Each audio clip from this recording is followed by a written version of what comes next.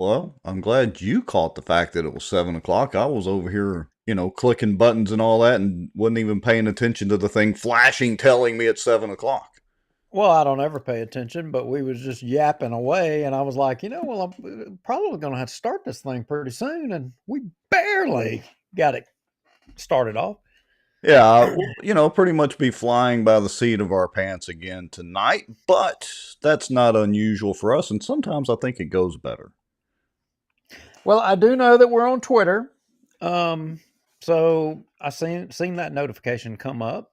I'm That's a good assuming we're thing. good on Facebook. People out there, if you're watching, somebody message, let us know you're there. That helps us and tells us that somebody's out there. And I see the numbers are jumping up a little bit. Looks like Yeah, I just got 20 my folks. YouTube notification. I just got my Facebook notification. I'm going to mute my phone and switch over to that so I can kind of watch the comments there. And anyway, we got lots of things going. I have one, two, three, four, five computer monitors and an iPad and iPhone going at one time. And me, I just have one big monitor with a bunch of different windows all over it. Yeah, so it looks like we got a few people here already, about 20 something folks watching. Cassie Casario Rogers is there. Mr. Preston Friedley says he's watching. Judy Stewart, Vicky Volk, and of course Greg Bell's already commenting away. So hello and good Tuesday evening to all you folks. Yeah, I hadn't seen Greg Bell in a while. I guess he's been languishing on the beach or dodging sharks down there in the sunny coast of Florida, or Yeah, watching the Russian boats come cruising by, probably with the yeah. cruise missiles or whatever. You ever watch the YouTube channels on the Haulover Inlet? Those are great. I sit there and watch those things for hours. It's like you get sucked into watching them and you can't get out of it because you're watching all these boats, taking on water and stuffing waves and, these 40 and 60-foot boats, $2 and $3 million boats stuffing waves. It's awesome. Well, speaking of boats and waves, hey, did you see that video I sent you of, the way it was on Black Bayou? Well, I did. And I gotta say, hold on a minute. I might can actually get that thing to pull up. Hold on. This is probably not going to go over so well, but yeah, I thought so. But hold on. I mean, the Cypress district, they shut down the launches on Cypress and Black Bayou, and all that did was bring more boats out. Well, I don't want to get too far on my soapbox because, this isn't an episode of the Outdoor News. We can cover that on the Outdoor News. But and you and I may differ on this, but I'm sorry, that's a public lake. It was not built for the landowners. If you don't like the fact that, the water's up and your dock might get damaged, build your dock higher. Yeah, but to close, I'm not technically concerned about that. I'm Well, what's your concerned about concern? the health and safety of the public because it's a no wake zone. Yeah, well, there's They're that within whole they're, there's that they're whole within less debate than too. 100 feet of the bank. Well, there is that whole debate too. But I mean, there is a law or two, but I mean, who enforces those pesky the law? those pesky laws. They got to get out there. Yeah, what does Julianna say about facts and law? I mean, the facts don't apply to the law. We're gonna get to that in a minute. Hey, let's watch this pontoon for a second. Hold on. Yeah. Meanwhile, on Black Bayou.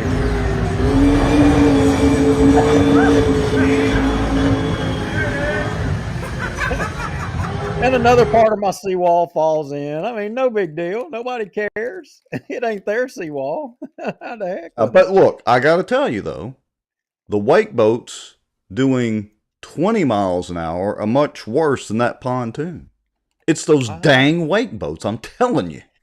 I agree. But them bass boats, they're just as bad. But we don't. They like to throw the rooster tails up. But the rooster tail is water going up and out. The rooster tail is not throwing a wake. When I come by I wouldn't come by your dock at 70, maybe 68. But anyway, I am throwing about a 3 to 4 inch wake. That's it. That's okay. It. It's displacement. You displacement. Come by anytime you want. You come by anytime you want. I'm videoing everybody. It don't matter. You can come. You can come in a P-row, and I'm gonna video you if you're going too fast. Smiling. That's right. But I'm gonna make a montage of all of y'all. we need to do an outdoor news show, another one, and we need to have that discussion and go pretty far into depth in all We can seriousness. we can do it on my pier as they come flying in the pocket, Yeah, and we'll do it live. that would be awesome. And we could Yeah, be fishing. and we can have them live. We'll turn the camera around, set it all up. We need to think about doing that. All right, All we're right, gonna lose so people. I know people are going, oh, great. They're on the fishing and boats and outdoor stuff. So, what are we going to talk about tonight? I mean, pretty much it's got to be the Charter Commission. That was a marathon meeting again, but there were some fireworks and tirades and everything else that went on. Well, yeah, there's a lot going on in Bossier, and you know, I mean, look, I think what did you the name the show? Channeling the Queen or Channeling the King? Well, I mean, I like to refer to him as Queen David. I mean, just because that, really irks a few friends of ours and drives them insane. And so that's actually why I do it. It's a term of, no, it's not a term of endearment because I really can't stand him, but that's beside the point. I did term it channeling the Queen. Now, that's kind of a play on words because, of course, Julianna is, well, I have to Well, be we careful how I say this these days with pronouns and gender and everything, but she would be considered a queen, which has typically always been considered female, but we also refer to Queen David. It's a play on words. we originally named him the King, and then I think there was some event that he kind of showed out a little bit, and we said no, he was acting like a queen, and Yeah, that's we true. renamed him the Queen. But I don't know. I mean, you just made me think of something. Maybe actually she's the king. Well, that very well could be. I don't know. It's hard to tell these days, and we have got plenty to show y'all. Considering that, let me just. I'm gonna put this. I'm gonna put the show deal up there for those of you that have A- not seen it. Let me click And I there and there. and I just wanted to tell you, be careful with that urban slang. I mean, you came real close just a minute ago. I've got to watch when I'm just splurting out words and all kinds of things that are not necessarily politically correct and may get us. I may get us kicked off platform. Well, Maybe you'll so. get the. Are we going to call her the king or the queen? What are we going to do? We got to correct this now because I don't know which way to go. I think we call her the queen from now on. I mean, let's let everybody vote. Y'all think about it, folks. When we go to the break here in just a minute, y'all have about 3.5 or 4 minutes. Y'all think about it. Do we want to refer to her as Queen Juliana? And we'll just every now and then refer to King David or Montgomery or Monty or whatever we want to call him. Shall we refer to her as Queen Juliana? Well, if the king dies or goes away, I mean, it then falls to the queen. So Yeah, I think that would be, I think that's appropriate considering, especially after everybody sees what all we're going to show tonight. I think that's probably where they would end up. Yeah, yeah. the All queen. right. Well, let's go ahead and go to the break. And when we come back, we will get into it and we will talk about why we have this show graphic for the show tonight with that has a remarkable resemblance to Juliana. I just can't imagine who it's a caricature of. Yeah, And and a bunch of zombie voters voting for term limits. no, that's not zombies. That's Bossier City citizens. They, Ah, yes. Yeah, they just don't know. That's all Bossier City citizens. I yeah, mean, all of y'all that support term limits anyway. That's yeah. y'all. Oh, wait. Before we go to the break, we've got a couple of comments here. Greg Bell says Princess. Barry Butler says Princess in Waiting. That's it. Good job, Greg Bell and Barry Butler. We need to refer to her as Princess Julianne. Queen David and Princess Julianne. That's it. Okay. Okay. That's it. Princess it I'll try is. to remember that and try to work with that.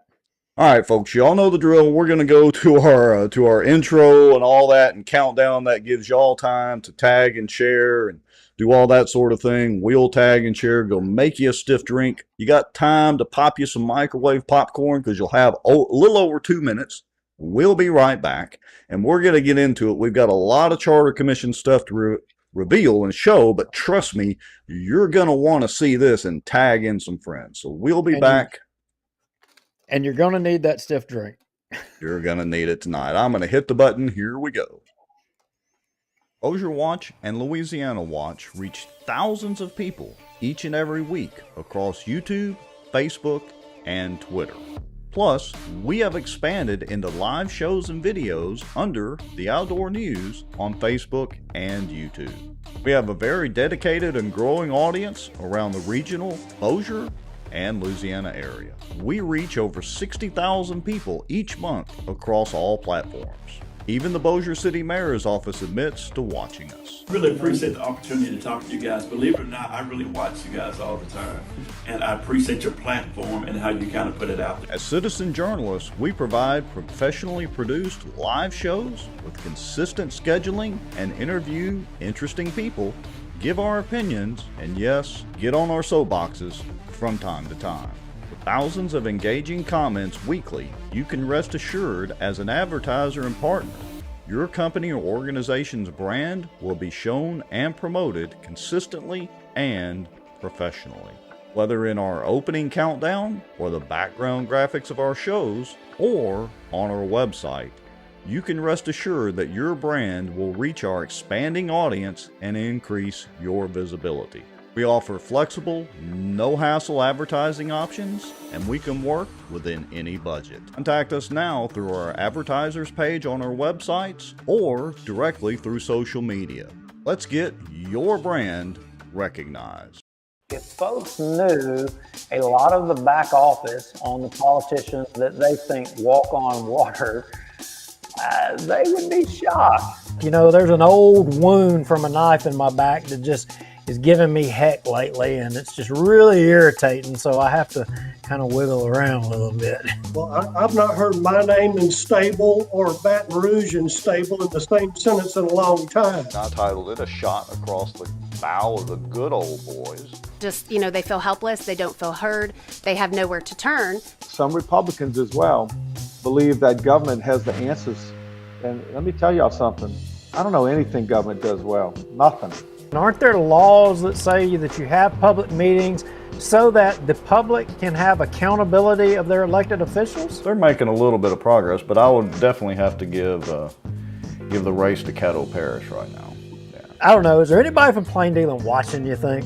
As a member of the media, I'm very concerned about what I've just heard. Did you or did you not requisition money to fight against this or for it?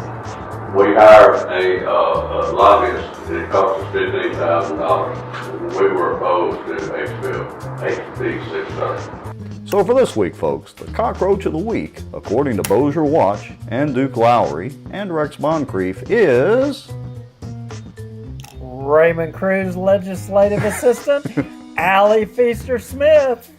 Thank you, Allie.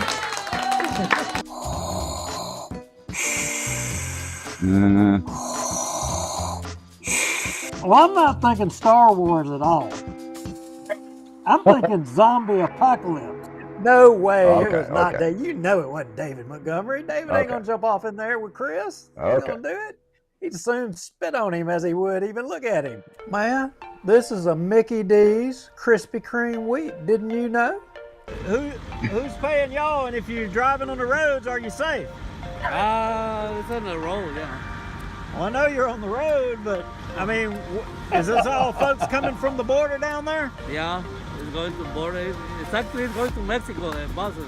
Doesn't mean they interpret it the same way that I do. For instance, the Second Amendment. I take it very literally. That's been interpreted different ways in the court system all the way up to SCOTUS. Yeah, that's only going to cause more division that he claims he doesn't want to cause.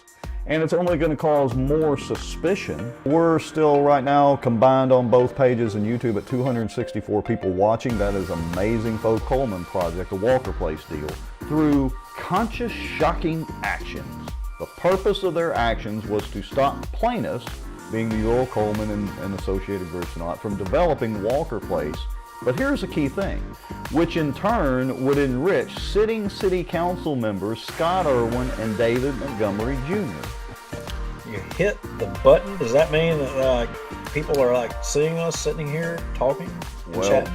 In theory, it's an every week thing. We got to double check and make sure it's like a miracle any of this actually works. This live broadcast is brought to you by the Outdoor News, fishing and outdoors for our area. Acadiana Mortgage, over 25 years in the mortgage business. Pelican Training and Consulting. Reach out to Julie Ferris. Smarter Geek, making technology easier. And folks sharing information and watching out. Now, grab your popcorn and a drink. Here we go. And we made it again. 200 technically over 210 times. Boy, a glutton for punishment we are. And some folks ask us why we do the little intro countdown and all that. And to be quite honest with people and fully transparent, one, it's so I can force you to watch a couple of ads. But number two, it allows people time to get their notifications and, get to a place where they can tap on the show and watch. If we just started off with a bang, by the time people get in here, it's usually the 8 or 10 minute mark, sometime around there. And, they would lose some of the initial content. That's right. And it limits the live interaction that people can have while we're talking, because while it's, you and I, the host, we also value and want everyone that's watching to comment and interact. I mean, that's what this is all about. It ain't about just us. It's about y'all too. Yeah, I mean, we don't want to reveal all our secrets to all the many competitors we have across Bossier City, but yeah, that is kind of one of the little secrets to the sauce, is letting people interact through commentary. We don't put all the comments up there, but as we're able to, and I'm able to see them and select a few, we definitely like to do that, and we do read all the comments. Yeah, and part of it as well too. I mean, look, some of our shows we've had subjects and content we've talked about, and it ain't like, I mean, we're no different. We're just regular people, but different people's views. We have figured things out from people's comments during the live show. We're going through a subject matter, and somebody makes and said, they let them make a point, and dadgum, they're right. That's exactly what the deal is. That's why. And, of course, our friend Wes Marriott, Sobo Live, he's spying on us on our show. And he says, reveal your secrets. I could say something, but I'm not. We'll wait. Hey, I'll give him a little bit of credit, though. Sobo Live was up burning the midnight oil after that marathon charter commission meeting, and he was reporting on that. I don't know. What was it, Wes? Like 1, 2 o'clock in the morning, something like that when you posted? Yeah, that gum. I ain't that dedicated. I mean, we're dedicated a lot, but I don't think I can honestly say I've not pulled an all-nighter for Bossier Watch yet. But anyway. Okay, so somewhere wait a minute, the princess, I got it. You said somewhere the princess is throwing stuff. Oh, come on, would they just get on with it and attack me already, so I can be mad and finish throwing things in my house or office or wherever? Well, I'm going to take us straight back to the screenshot because, again, just to kind of rehash briefly what we were discussing before the break and before the intro, pretty much the show tonight is going to be on the Charter Commission meeting, and we're going to center, of course, on the discussion over term limits because there was a lot of content there. And so hence, well, as you'll see, Princess Julianna's comments about the voting public, but we'll talk about some more. Hey, there is one thing I want to mention before we get too far into the deep dive of that. And I got a text message and got a reminder to briefly mention Bamberg's bill, and that's HB 762 that I think is still on the good Governor Jeff Landry's desk, and that's a bill over the ACT test. I guess there's some controversy or something going on with the ACT. I don't know. I don't get it. Yeah, now, there's some pros and cons on it. There's some people that were like, they're like been out of shape about this one, and then there's some people that are not. And as I understand it, and I think this is the bill, Cade Brumley, I think, is in support of this. And well, all right, but clarify if you know, because I haven't read the bill yet. I've only read a couple of articles, and I wasn't too clear. Is Bamberg's bill to get rid of the ACT or to make it mandatory. I mean, it pretty much is mandatory anyway. I honestly don't know. I Okay. honestly don't know the details on the deal. I know that Bamberg had a bill that was controversial regarding grades and scoring in some way, shape, form, or fashion. A lot of people were bent out of shape about it, but what I do know is that Cade Brumley supports it and believes it's a good thing, and that's all I know. And so Cade carries a lot of weight. I mean, Yeah.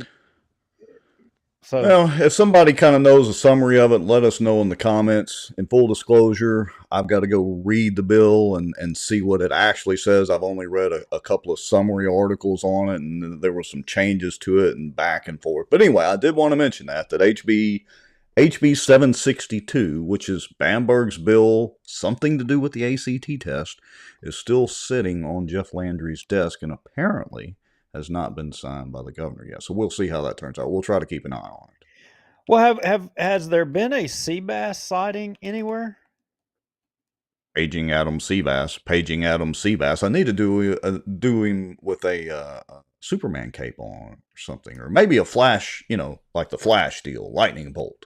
He's here. He's there. He's everywhere.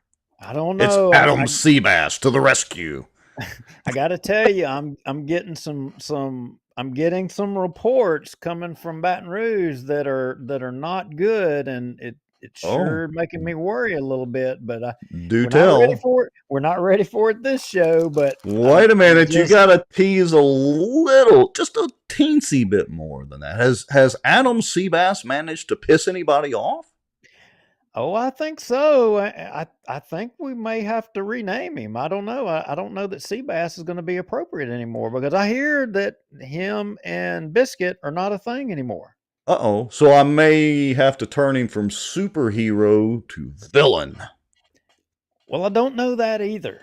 But all I do know is that things are not good in the bass camp, from what I understand. And if we look back over the history of the Senate District 36 seat, it seems like there's been a little bit of a pattern since, I would say since Gaddy left. I mean, I don't know. Can anybody tell me any projects coming back to Senate District 36? Well, money-funded projects. Didn't we have a big discussion about bringing home the bacon type stuff, and we've gone over that ad nauseum? You were right about the Senate District 36 seat. It just seems to always have some sort of controversy. It does, and I don't know the whole story, but we'll leave it right there. But I understand there continues to be a disparity in Senate District 36, and I don't think it's going to change. Well, maybe we'll see. Maybe since we were nice and put on that Senate debate between Adam Superhero or Supervillain, as the case may be, Seabass, and Robert Mills, and arguably Adam did better in that than Senator or former Senator Mills did. Maybe we can get Adam Seabass on the show. Maybe he'll actually come on the show and do some little splaining.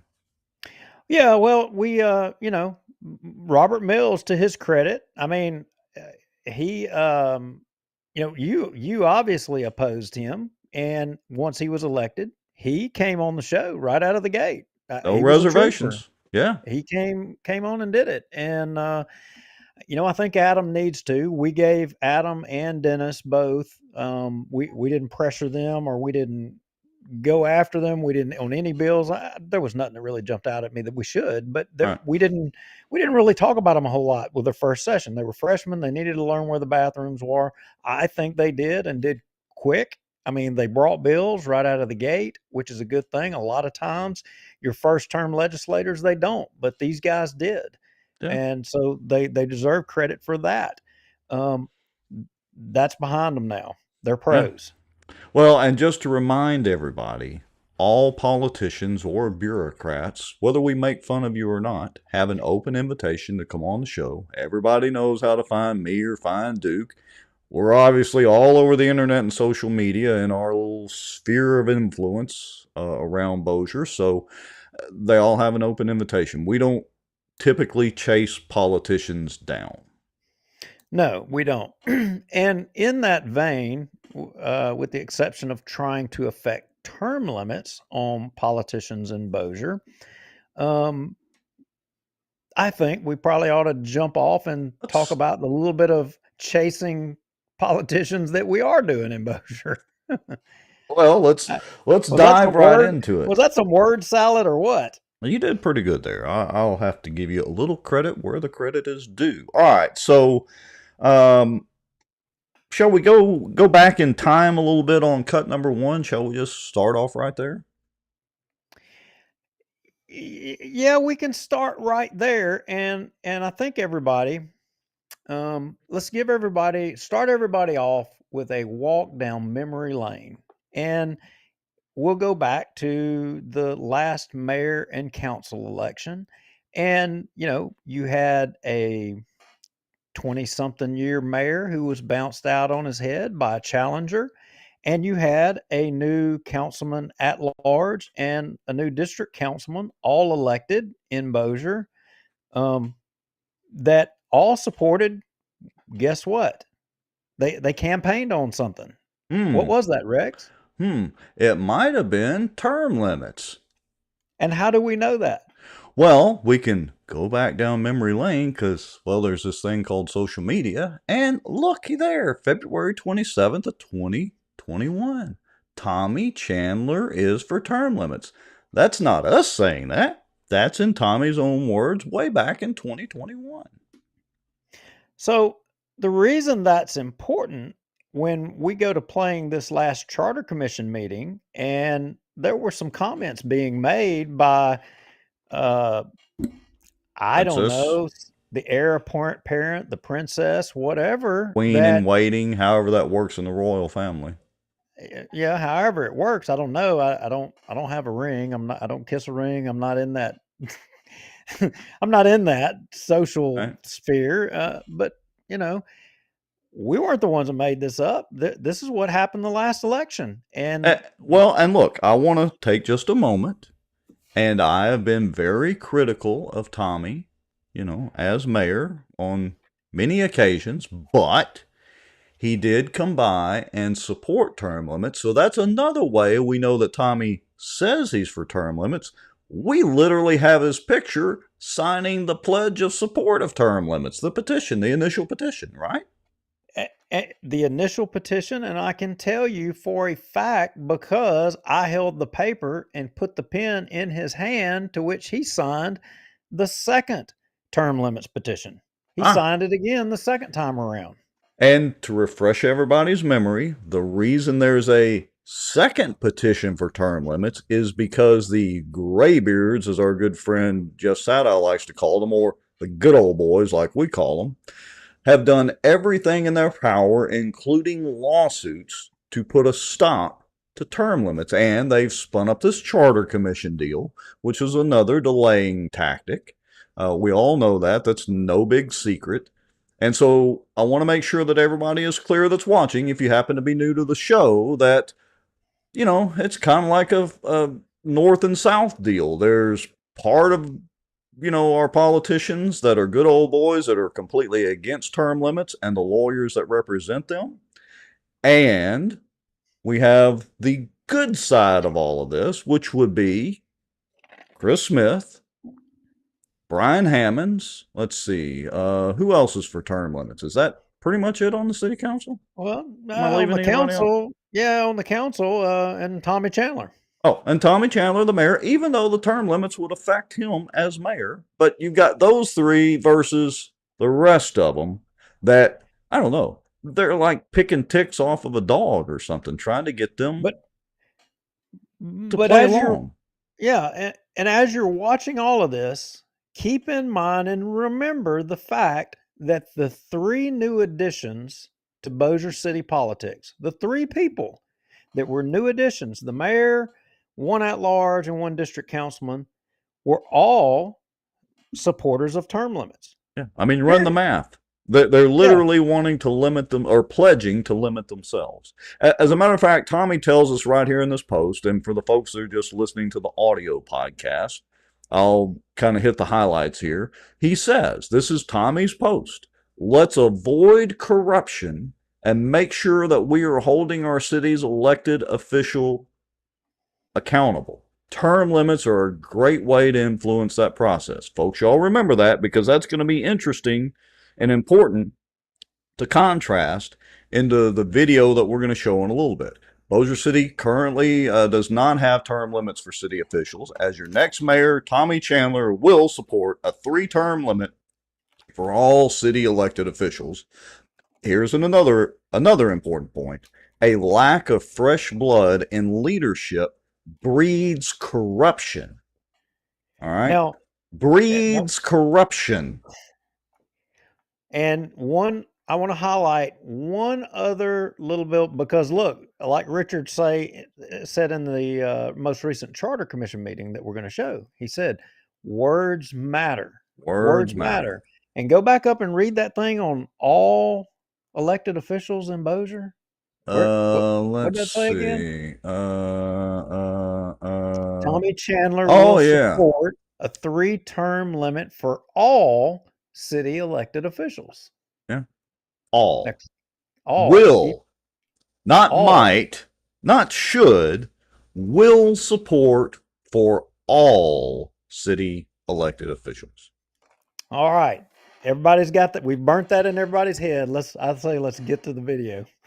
Okay, so let me do a little clicking here and clicking there and clicking everywhere, and let's see what we've got here. Okay, so the way we're going to do this, folks, is we're not going through the entire 3-hour and 30-minute city charter, charter commission meeting, Bossier City Charter Commission meeting.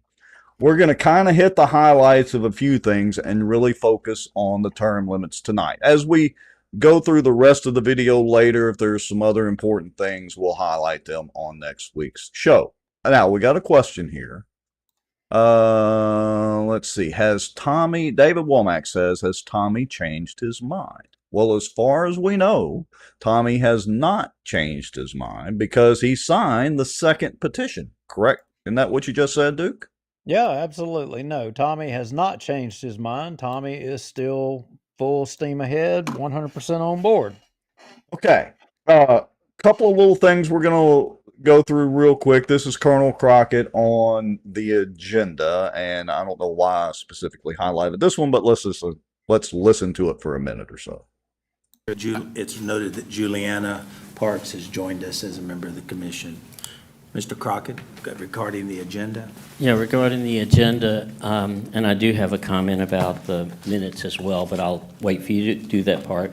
I guess my comment basically is a question, because I submitted several papers to the Charter Commission almost before you got started about several issues. Some were issues that even some of your charter members commented to the city during meetings about getting control of the budget, some other issues. And I know you commented briefly on my suggestion that we need to make it more difficult and have supermajorities to approve debt.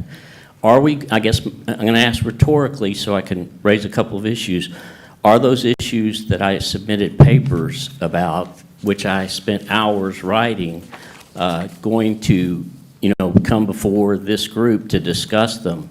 Because I think that there are several things that I sent papers on. Okay. So I'm going to stop it right there for a minute, because the reason that I highlighted that is I want you to hear or really think about what Colonel Crockett said. He has spent hours, and I'm quite sure he is very literal about that, writing papers and information that he has sent not only, I suspect, to the Charter Commission folks, but also to the city councilmen and everybody else. So the reason that I'm highlighting that is to let everybody know that's dedication right there. He has been at almost every meeting, and these meetings are for hours on end. Now, in full disclosure, Duke and I have only been to a couple of meetings overall. But then again, like we've said from the beginning, we have our platform here every Tuesday night, and we try to analyze this stuff in depth on the, YouTube streams and all that they provide. Yeah, keep going. All right. So I'm going to jump here because there was a little bit of commentary for limiting the time to speak. There's a little question about that, so I just want to play a minute or so of this. The people can speak at meetings? What the backdoor meeting that Darby kind of led with Montgomery, in that meeting, they were talking about where they want to limit so that you can only speak once during a council meeting was what that discussion was all about. So every time that there's a vote, I believe any citizen should be able to speak. You can pile 10 critical issues into one meeting because you only want somebody to be able to speak once. And I'm one of the few people in the city who studies all the issues before I come to the meetings. I may be the only one that studied it enough to comment, and I believe that people appreciate comments from the public. Thank you for your question. All right, so that's it. So remember that. The city council has been caught red-handed and exposed by us trying to limit the free speech of everybody that comes to those meetings. Not to mention the stuff that Wes Marriott's been through, the colonel himself has been through, and all of that. Well, I think actually that's part of the Marriott's federal lawsuit, and I think that was part of why Marriott had filed suit up in district court in Benton to get the records or the phone records of one of the councilmen, because he wasn't using his city issued phone. He was using his personal phone, allegedly to bypass public information requests or open meeting, not get into that issue. That was part of the reason why. And can't seem to get records for Verizon. They don't exist. And they don't exist. They're 19 months ago. You can't get them. It's but now, to quote Richard Ray, or to paraphrase him only slightly, he did change his stance or statement on that to it's very difficult, or whatever it was he actually changed his stance to. So he's parsing his words carefully, not saying it's impossible, but since we called him out on it, he's changed his wording on that. Now keep in mind, Rex, I will add a little bit of tidbit of information. I understand that the headhunt for whoever, recorded the anonymous information that was sent to us, I understand that there has been an effort headhunting for the person down there in Bossier City Hall. Oh, wait, that's news to me. Do tell. That's all I know is just somebody told me, they said that allegedly they have made accusations accusing some people. And in fact, one person I'm told even was accused and threatened, and they resigned their job and left down there as a result of it. You got to be careful. They'll try to run over you with a Zamboni. But the point of the whole deal in the story here is that they have been actively headhunting whoever was the leak to show that they were meeting to try to silence public speech and trying to stop people from talking. Just another perfect example of why term limits are necessary. And again, when we get to the Princess Julianna's soliloquy, or tirade as I call it, here in just a little bit, it becomes all the more striking against what she is saying. All right, so I'm going to jump ahead to about the 1 hour, 46 minute mark, and Colonel Crockett again has a comment on some ethics. Is it going to be about 17? Yes, because I think this is about ethics. I don't think you can rule on whether it's is or not about ethics. I don't agree with what you just said. First of all, in the one of the recent court case, it was identified that some people had not taken the ethics course, so you can't rely on that all the time. Second, remember that, Mr. Lowry? I do remember that. Yes, that was admitted in a courtroom, that some of them hadn't taken the course on ethics. Secondly, I don't know if it's true about ethics violations, but I know about open meeting violations. Once you make your complaint, it does become public knowledge. I don't know if that's the case for ethics. Now, what I submitted to you all, which has not been discussed, and so I think this is very fruitful, I recommended changes that could be included in here where you're writing this, or in section 304. I don't know where this is, and I'll include some issues that are not covered based on what you're looking at. Forfeiture of office. A city council member shall forfeit his or her office if he or she intentionally violates the city charter. That's not covered anywhere, but that's in the model city charter that I can send to you, that many cities and states do have that. So if you intentionally violate the city charter, you could... Not to parse the words too much that Colonel Crockett's saying, I think the problem with that may be intentionally violate. How would you improve intent? I guess there's some documentation, like, you had an email exchange or a recorded phone call with somebody that you were intending to violate the charter. I don't know. Just something to think about. All right. I want to point out one other thing while I've got the video paused. I'm going to put the little golden finger up here. Notice what's happening. We've got a few more folks in the seats.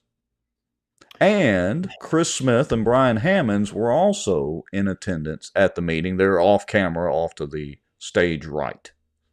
Isn't that just peachy? How did they know to be off camera? How'd they know that? That's just, they're smart guys, I guess. That's how they got to be politicians, smart guys, Yeah. All right. So let's go ahead and get to the good part. I'm going to jump ahead to this will be the 2-hour and 38-minute mark if you go back later and watch the YouTube version of this on the Bossier City Council's or the Bossier City Charter Commission's YouTube channel. But this is where Cheatham makes the motion to adopt version C of term limits. Now, Duke, can you give everybody a very quick rundown and synopsis, not of the particular versions, but what versions mean in the context of this? Well, as I recall it, you had multiple versions. You had one version that just maintained the status quo. I think that would have been like A. Then you had B that would modify it to, I think there was even a proposal for, say, like 12 2 6-year terms or something like that for at-larges or whatever. And then all of them you had including retro and not including retro. And retro meaning that it's retroactive if you've served a total of however many years, regardless, you can't run again. So ultimately, and then there was this tweak, because what folks have to understand is the at-large seats in Bossier, unlike, and Richard Ray, I think, is correct on this. He did the research. That's what he said, and I think he's absolutely correct. Bossier City is the only place where your 2 at-large councilmen run on the same ticket in the same race. And there was a proposal, and Lee Jeter was kind of on board with this. I think Lee Jeter wanted this and there's a lot of people that wanted to divide those at-large seats up and, say like you have a race at different times, 2 years apart. Right. And a Division A and a Division B. That way it wouldn't be that you did them both at the same time. And yeah, that's an interesting point. Not to derail you, but in Princess Julianna's little math lesson here in a little bit, or attempted a math lesson, I don't know, it's kind of awkward. Anyway, she does bring up that point about the at-large votes, and like people, 8,700 people voted, so that must mean there were 16,000 votes. I don't know. She had some kind of crazy math going, but she did have a little bit of a point, and that was what you were just discussing, which is the way that Bossier City does the at-large seats. Yeah, and so the other observation that all of you watching, and something that you need to pay attention to, is you need to look at who all is here. How is it and why is it that Shane Cheatham felt motivated to go ahead and make a motion for option C or version C, which would have been I'm going to say it this way. I'm indifferent on whether you divide the at-larges up, Division A, Division B. I mean, that doesn't matter to me. I'm fine with it either way. I could care less about that. But what I do care about is term limits and retroactivity. The retro meaning if you've already been in there for 20 plus years, you need to go home. It wasn't meant to be a lifetime deal. Right. That's what I care about. But why is it? Because Shane did this before. He went for it, and Lee Jeter, I mean, I ain't going to say he hung us out, but there was a majority of people that were pro term limits were there, including Jeter, and Jeter voted against it. Yeah, kind of So squashed the idea. he Hence, squashed it. hence our show graphic several shows ago about the Benedict Arnold. He killed the opportunity. He killed it. So here we go again. And if you read the group and you look at it, you can't see Julianna in this image, but you've got Shane, you got Jeter, you've got Vicky Whitman, you got Preston Friedley, you got our good friend with Eagle Trucking, you got Miss Morehart, and you've got the princess. See, I'm going to say the queen all the time. The princess. You got the princess. So there's two people missing. Darby's appointee, Pandorina, she's not there, who doesn't live in the district, and that's why that district, Darby's district, feels unrepresented, because there's not someone who lives in that district on this committee. Right. And then you've got Miss Wilhite, who is not there. Yeah. Very interesting. Now, what do you, Rex, riddle me this. The most controversial, the whole reason, as even Shane Cheatham said one time, the whole reason this charter commission exists is because of the term limits movement. That's the only reason this even happened. This is the one meeting that you're going to vote on it, and she's not there? Does seem a little suspect. Inquiring minds want to know why. Why not? Why not? I'm sorry. You're not there. This is the meeting. This is the one. All right. But I will say this. In retrospect, I want to thank Mr. Lee Jeter, and I like Lee. He's a great guy. Great guy. But I want to go ahead and thank him now, and I want to actually, I've thought about this, Duke, and I didn't even say anything pre-show. I want to apologize for Lee Jeter for even alluding or joking or cartoonizing that he might be a Benedict Arnold. You know why?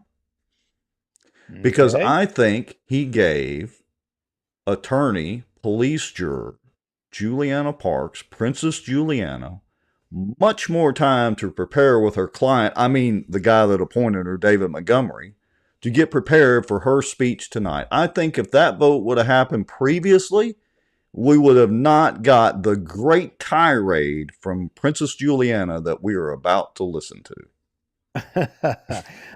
Thank you, Lee Jeter. Maybe so. But I think I'm going to go out on a limb and say that I think a lot of Lee's constituency in the audience probably had a lot to do with his favorable vote on term limits as well. I think so. All right, so here we go. This is Cheatham I think this is where he makes his motion to adopt version C of the term limits. Here we go. Let's listen to this.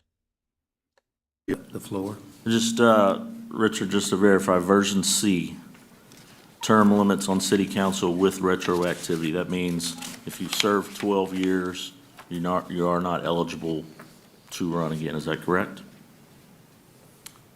Yes, the way that's written, yes. Okay. At this time, I would like to make a motion that the Charter Commission adopts version C of term limits for the city council.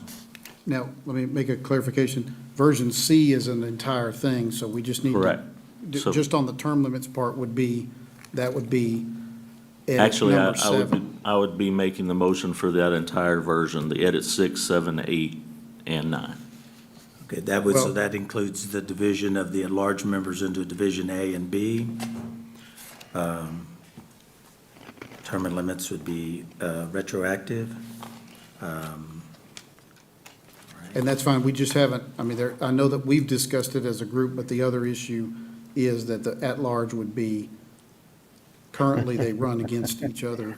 Correct. Under this version, it would be, you declare whether you're going to run for Division District A or District B. That's correct. Okay. So we have a motion on the table to adopt version C. Do I have a second? Second. That will be David Johnson on the second. First motion by Mr. Cheatham, seconded by Mr. Johnson. All right, so we've got three folks that come up and comment. We've got Colonel Crockett, Wes Marriott, and Cassie Rogers. Now, since we've already heard from Colonel Crockett just a little bit tonight, and we hadn't heard from Wes Marriott in a while, he's been kind of laying low. What do you say we listen to Mr. Marriott for just a minute? He usually delivers a great speech. I think he had some eloquent words. I think folks would appreciate hearing what he had to offer. So, yeah, fire away. Okay, here we go. We're getting closer to Princess Julianna. Comment on our motion for term limits version C. Yes, sir, I would. West Marriott, 211 Shadow Ridge Drive, Bossier City.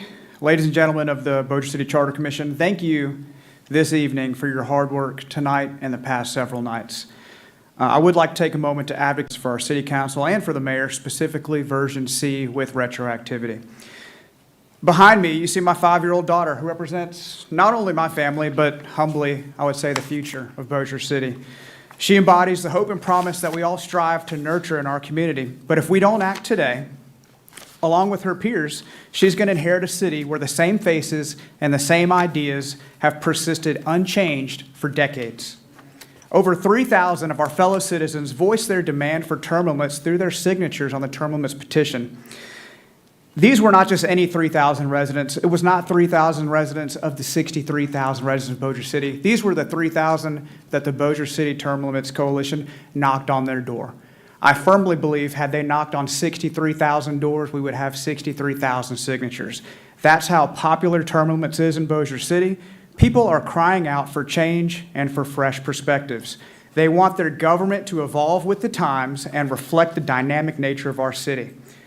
Bossier City is also a proud military community where service members understand that progress and change are essential.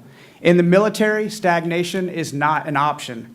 You either move up in rank or you make way for the next generation of leaders. This principle should apply to our city council and our mayor as well. Long-serving council members, some of whom have been in office over 20 years, may have once served us well. But the time is now to bring in new energy and bring in new ideas for our local government. Unfortunately, despite this clear mandate from the voters, there are forces within our city council who resist these necessary changes to maintain the status quo. But I ask you, is this resistance in the best interest of the city? Is this resistance the common feeling of the people that are in this room or watching at home? Is it fair to the young voters of tomorrow, like my daughter, to deny them the opportunity to see the city flourish under fresh leadership? The Charter Commission now has the unique opportunity and the necessary votes to enact term limits retroactively. This is not merely about limiting terms in the future, but correcting the course of our governance to align with the democratic principles that we all hold dear. It's about ensuring that no single individual holds too much power for too long and that every generation has a fair chance to contribute to the progress of Bossier City. By implementing term limits, you are fostering a culture of accountability, innovation, and responsiveness. You are paving the way for new leaders who are in tune with the current needs and aspirations of our citizens. This decision will ensure that our government remains vibrant and capable of adapting to the challenges and opportunities that lie ahead. Ladies and gentlemen, let us not miss this critical moment. Please heed the voices of over 3,000 voters. Let's honor the spirit of progress and renewal that defines our military community, and let us ensure that when my daughter reaches the age to vote, she will see a city council and mayor that are diverse, dynamic, and dedicated to the betterment of Bossier City. Adopt term limits version C. Thank you. Mr. Marriott? Mr. Marriott, I think we have a question from one of the commissioners. Let's see what I think Mr. David has basically to what you're asking of your city council and charter is simply to put our personal opinions aside and just simply vote to give this vote to the citizens of this city. I think that's what we're asking, or just simply to put our opinions aside and trust the voters to do what they want to do with this. And I hope we do that for you tonight. I couldn't have said it better myself. Thank you. Now, any other public? Did y'all hear that, folks? And I'd like to point out that Danielle Marriott is, of course, watching, and she says, look at the littlest Marriott back there in the back of the audience. All right. So did y'all catch what David was alluding to right there? That's a little bit of foreshadowing. Put the personal opinions aside and put this in front of the voters. And look, the fact is, it may go in front of the voters and be on the ballot, and the voters may vote against term limits. We don't think so, but that possibility is there. What are you talking about? Personal opinions? What are you alluding to? It's illusion, but more foreshadowing of about what's to come up in, I don't know, about 3 or 4 more minutes on the show, because we're about to dive into Princess Juliana. Well, this is Shortly. Tuesday. This is Tuesday. It's Tuesday every Tuesday. Yeah. Careful. Oh, we're going there. We're going look there. out there. I can see the sun is setting outside on a Tuesday night. Yep. Yeah, We're okay. going there. It's coming. Yeah, All right. Keep rolling. Okay, so let's hear from Cassie Rogers. Hello again. Hello. Hopefully this will go a little bit better. Cassie Rogers, 4914 General Sterling Price Place, Bossier City, Louisiana, 71112. I do also agree with the motion that Mr. Cheatham gave for version C. It is my personal ambition to get the rest of the signatures for the term limits petition. I actually have one. If any of you have not had the opportunity to sign, you're more than welcome to sign tonight in case Way to this go, doesn't Cassie. go the way that the citizens of Bossier City have said they want it to go. So I also ask each one of you to put your personal feelings aside and to please put version C as the mayor wants it and as city council, some city council members, but a lot of the citizens of Bossier City. I'm tired of knocking on doors, but I will continue to do it. Because if we do not enact it now, we will enact it, because I'm telling you, there are some citizens that won't take this any longer. And I would rather the rest of the items that you guys are working so hard on to go through, because what the citizens really want has been given to us by you guys. And I would really appreciate you guys, each of one of you, to put your personal feelings aside or to go with your personal feelings and vote for version C, please. Okay, thank you very much. All right, good job there, Cassie. Anybody else that would like to make a comment? Okay, so let me address the technical question you asked. Is it doing okay now? No, but You can see it through. You can see it through the show, right? Yeah. I'm just watching through the show, but it just doesn't correspond with the. Yeah, I don't have it on the live review deal. So if Yeah. you want me to, I'll add it to that. If not, watch it through the show. Either way. Okay. Well, when we get to the other one, go live. Okay, I got you. All right, so here we go. Hold up a second. We got a comment. Down here. Let me read it. And because I wanted to go here earlier, but I wasn't. You gonna talking go about the one about Wes maybe gonna- running for mayor in the future? No. Okay, just making sure. No. His wife made a comment, and I don't think we were going to go there, but she threw it out there, so I think it's fair game now, don't you think? Well, this is a public show, very public. So Danielle, Wes's wife, says Miss Parks had something to say to Wes after the meeting about her hopes for how he's raising our daughter. Do tell. I'll give it to Julianna. She's got a set of kahunas because she challenged me in the parking lot after one of the meetings. And we've already talked about this. I won't dwell on it. And I tried to be nice and put it off, and she wasn't having none of that. So I finally let her have it. And anyway. Well, she is multifaceted. She does have one way about her when the cameras are on, and she's got one way about her when the cameras are off. Yeah. And in this case, allegedly, we were told. Okay. Here we go. Mama Bear was not happy with that information. Our house is led by a strong man and a strong woman, with 2 strong future women in the making. So a lot of people may not remember. They may not remember, but Wes made a comment on the show, and he used a term. I mean, I'm sure we have done it in the past on our show, because we do a show every single Tuesday, every freaking Tuesday. And I mean, I'm sorry, graduated Halton in 1988. You mean, yeah, we had urban slang and we had all the crap, but some of this See new you stuff, later. See you Wednesday. See you Saturday. See you next Tuesday. I I mean, don't know all this crap. right. I don't spend my time in the gutter learning all this crap. I don't do it. I don't just whatever. Well, he made a comment. Well, apparently the comment that he made was a part of urban slang. So, you know, we did a show completely on that topic. We did a show completely on how she tried to vilify Wes Marriott. And oh, by the way, keep in mind at the time she was trying to do it, I mean, Wes is in the process of these lawsuits against the person whose seat she's sitting in right now. Literally sitting in his seat. He probably went up there before the meeting and got it warmed up for her by sitting in it himself. Yeah. So Anyway.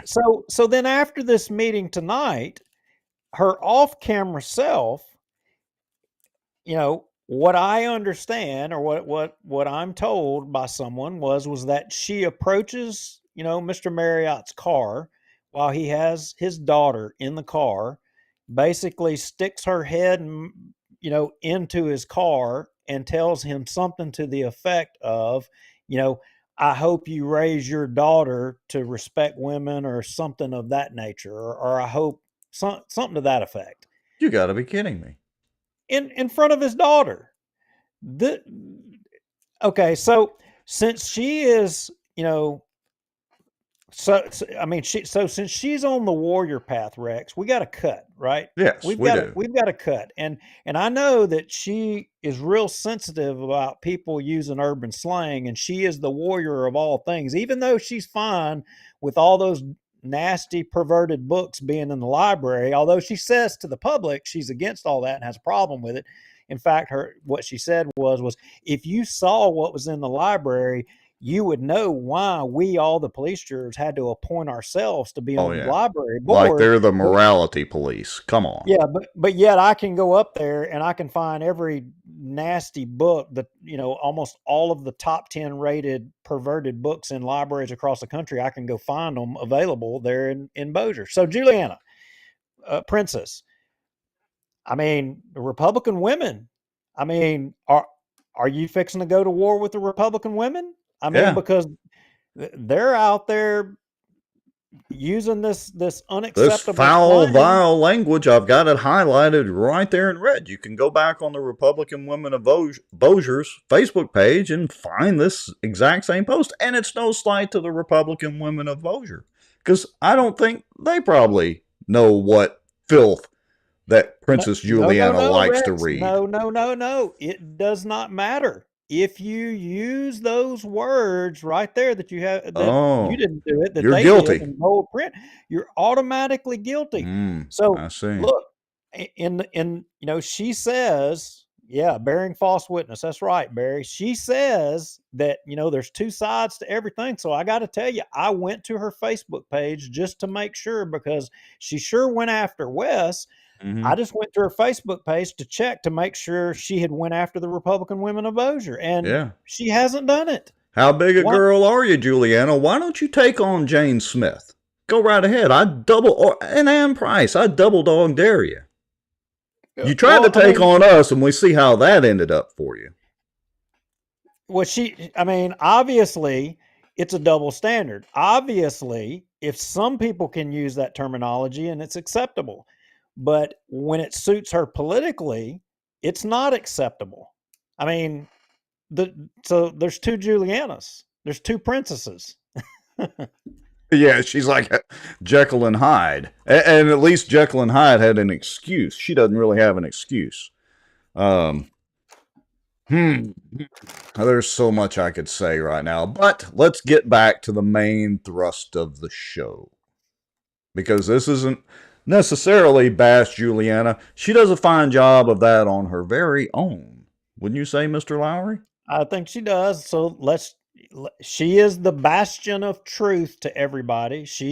I mean, she is the one, you know, saying that, oh, everybody else is the deceivers. Everybody else is the ones that are steering people astray, per se. So let's let her rock on with it. And So I'm gonna get flipped over here too. yeah, and I'm going to set it on live review right now. So that means that we should both be able to control it, stop and start. So, folks, I've taken the liberty of doing a little magic of transcription so that you can see it easier on the screen, because this is about a 9-minute and 57-second tirade by Princess Julianna. There were a couple of interruptions, but just a few seconds. So y'all are about to hear her in her own words what she thinks. But I would argue it's not necessarily what she thinks. Listen to the language carefully and think back to whom you have heard. Anyway, say something remarkably similar. That's right. And look, Sobo, she calls you out. Anybody that signed the term limits petition, she calls y'all out. City of Shreveport. Got to be educated. Everybody in the city of Shreveport. She calls y'all out too. All of y'all. All right. So I'm going to go ahead and hit play, and you can stop at any point. Right out of the gate, she's spinning. Right out of the gate, she's spinning, and she's taking a shot at Darby and pointing out that some citizens feel like they aren't represented in the charter commission. I mean, at Jeter, and anyway, go. Here we go. Fire in the hole. There's been a lot of talk about the citizens and whether they're represented, but every single citizen gets to vote in the elections. And so when you talk about, these citizens want this to happen, these citizens want this to happen, you're ignoring the election results and the number of. Wait a minute. What election results is being ignored? You're ignoring the election. What are we? The mandate from the city. Are we removing Rex? I had no idea that this action was removing anybody who was elected out of office. Did you know that? No, I didn't know that. I mean who? I really didn't. They can always do like she does, and like the rest of the good old boys and, well, good old girls in her case do. They can just use it for a stepping stone if they want to, because that's all she's doing. But she just said we're ignoring the election results. I don't get how you're ignoring the election results. Nobody's being removed from office. You're right. They're really not. And we did have a question earlier, and so while we're paused right here, hold on just a second. So Steve Stewart had a comment. He said, "Hey, Duke, good evening. Curious, what would be the reply if someone said we already have term limits? They're called elections. By the way, I'm for term limits myself." That's Steve Stewart saying that. So we're kind of, listen up, Steve, and listen closely, because we'll address that. Yeah, all of that is being laid out here, and Julianna does a good job making the case against term limits, but she demands that somebody for term limits also makes the argument against term limits, but then when she tries to do that, she doesn't tell everybody all the arguments. She doesn't. She herself neglects to do what she's saying everybody else should do. We'll get to that in a moment. And Steve, I want to start addressing your comment, because that is a very good comment. The problem is what we call entrenched politicians. Once they get in office, it's difficult to remove an incumbent unless they do something really egregious, like there's some kind of real big scandal. And so they are able to raise money easier. Like in the case of one particular politician that she keeps saying this is only about, they're able to get their hooks in with other political agencies very easily, and maybe not illegally, maybe only quasi-unethically, but they're able to profit from that. And it just gets harder and harder to get them out of there. And she knows that, but I'll give her her homework. She's representing her client, her city councilman, very well. Keep rolling. All right, here we go. Let's play. People who voted for people who would be kicked out under these provisions. So each of those voters, their vote and their opinion is just being cast aside. Basically, what this says is you couldn't beat them in an election, so we're going to change the rules. We're going to have people who weren't able. they weren't able to get the votes, so we're going to change the rules. We're going to have a. All right, hold on. I got to stop it right there. Because think about that for a second. We're going to change the rules. But the same people she's talking about that vote and don't want these term limits, which according in Julianna's mind and Queen David's mind, must be everybody or the majority of everybody. Well, guess what they have the opportunity to do, you little princess? They have the opportunity to vote them down at the ballot box if they don't really want term limits, and we'll see who wins this argument. Right, Mr. Lowry? Yeah, the same people who want to vote, if they want so badly to vote for the one person that you're saying they want to vote for so badly, they're all going to turn out in droves to beat this. And it's not a special election. I mean, it's not. This No. isn't. I mean, No. it's not electing anybody. This is changing government. And last I checked, it's the citizens' right to change government in any way, shape, form, or fashion they want. But obviously, from her legal viewpoint, you, the citizens, you should not have the right to change government how you want, or you should not. You should just sit down and shut up and let the professionals like her handle all of this. Oh, yeah, because they know best. I mean, she's pretty much said that. All right, here Well, I we mean, go. all of you that think government is representing all of us well, both federally, I mean, across the board, state, national, local. I mean, just because these people keep getting reelected, does that all mean that we think that our government is doing right? I would contend she's crazy. I haven't met anybody that thinks government's working effectively. I don't think there's zero doubt in what you just said, and I'll just leave it at that. Special election, we're going to tell people how great term limits are. And this isn't anything new. I think I've said it before, but, you know, if I went to court and me as the plaintiff, let's say I was the plaintiff, I was the only one that got to talk, and the defense never got to talk, I would win every single time, or else I should give up my shingle, because that's just how it is when you hear one side, okay? And I'm going to stop right there. First of all, I don't know what the hell she means by shingle. Maybe she's got the shingles. I don't know. But aside from that, let's break this down. Has only one side been given the opportunity to talk right here? Have anybody, what, are you and the colonel out there? Are y'all blocking the entrances to the subdivisions so that Julianna and Queen David, the little princess and Queen David, can't get out there and talk to folks on the about the other side of term limits? Now look, Rex, she's right. Oh, I stand corrected. No, she's right. She's Okay. right. Look, I hate it. So for all of y'all watching, you know, there's 100 of y'all watching, and there's 100 of y'all, I just want y'all to know right now, Julianna's right. What she is saying that when we take these petitions around, we should be telling them the other side, you know, the negative side. Oh, she thinks y'all should be doing that. Yeah, that's what she's trying to say. She's saying that we should be telling people the negative of that. So so I'm going to correct that. You're right, Julian. I'm going to correct that, because earlier we showed Tommy campaign, you know, for term limits and was elected on that, the same as Chris Smith and the same as Hammond. They all supported term limits, and they all got elected and ousted long-time politicians in there. But you're right. We should have been telling everybody, look, the downside of this is because if we did pass term limits in Bossier City, we could come back and try to get term limits on the city judge and the marshal. Ooh, dum. Wait, so she may have an ulterior motive?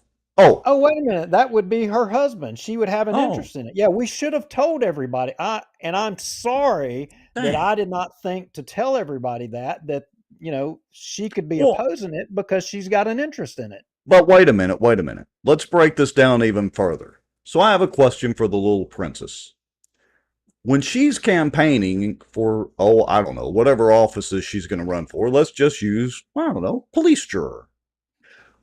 Does she actually go out and knock on somebody's door and say, "Hi, I'm Princess Julianna Parks, and the reason you should vote for me is because I'm a lawyer and I represent multiple government agencies, therefore I know best.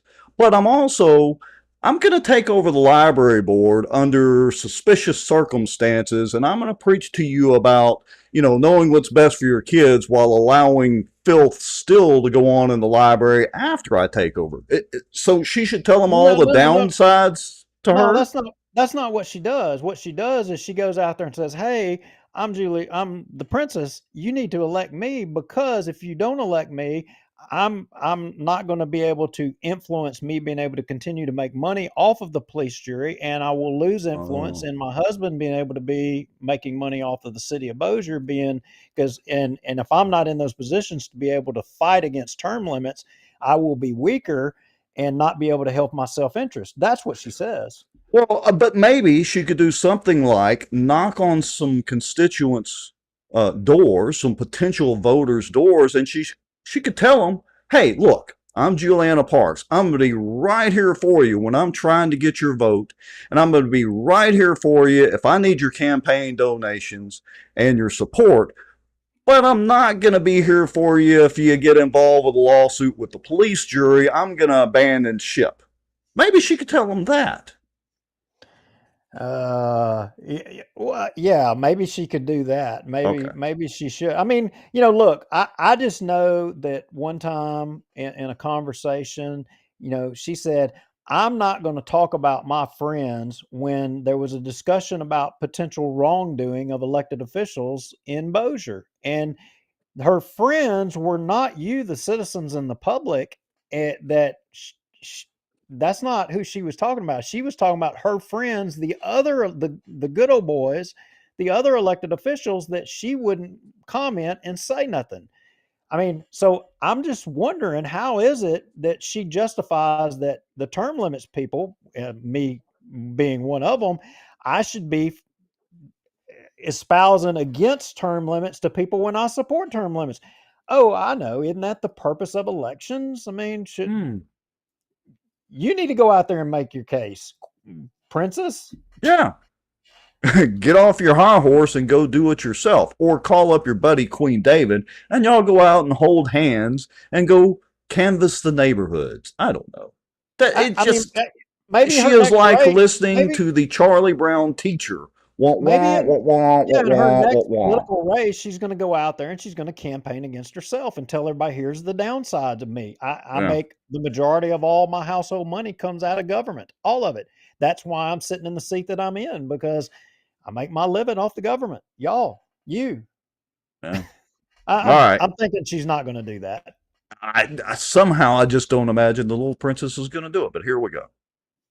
And so when the people say, yes, we knocked on all these doors and everybody signed the petition for term limits, but what I want to know is, what did you tell those people? Because the ones that I've talked to, that I've said, "Oh, yeah, you're for term limits, what do you think about it?" And you try to talk to them about it, they didn't hear the Okay. negative side. Okay. Yeah, Well, All hold they on. heard was stop term again. limits. Stop again. Well, Stop wait a again. minute before you start, because I've got a question for you, Mr. Lowry. And if Colonel Crockett's in the deal, well, and Wes and some of the other folks, Ryan Haygood's in the comments. But here's the deal. I wonder if when she went and talked to these people, if she told them the positive sides of term limits as well as when she was speaking about the negatives. Did she take her own damn medicine, Princess? I'm thinking if she did tell the positive side, this is what she would say. She would have said, if you did affect term limits, you probably would have been able to prevent, if we'd already had term limits, you probably would have been able to prevent in Bossier City, per se, the highest debt per capita, it being highest debt per capita in the city, in the whole state. You also would have been able to prevent us having probably the lowest paid police department in the state. Oh, yeah. You would also been able to possibly prevent, councilmen having private meetings that were seeking to limit, the citizens' speech, in public meetings. You probably would have It's like a eliminated. laundry list. Yeah, you probably would have eliminated councilmen, appointing people to boards who then turn around and vote on whether or not to do business with the councilman who appointed, or voted to appoint them to those boards. You probably would have been able to prevent communications, on non-government issued devices from being disclosed to the public. You might have been able to prevent councilmen asking who would build a curb cut blocking a business of over 20 years in Bossier when that elected official was the one doing it? You probably would have been able to prevent councilmen from, giving directions to law enforcement, taking actions Going against businesses and citizens. raiding Those are a local few things. businesses and yeah.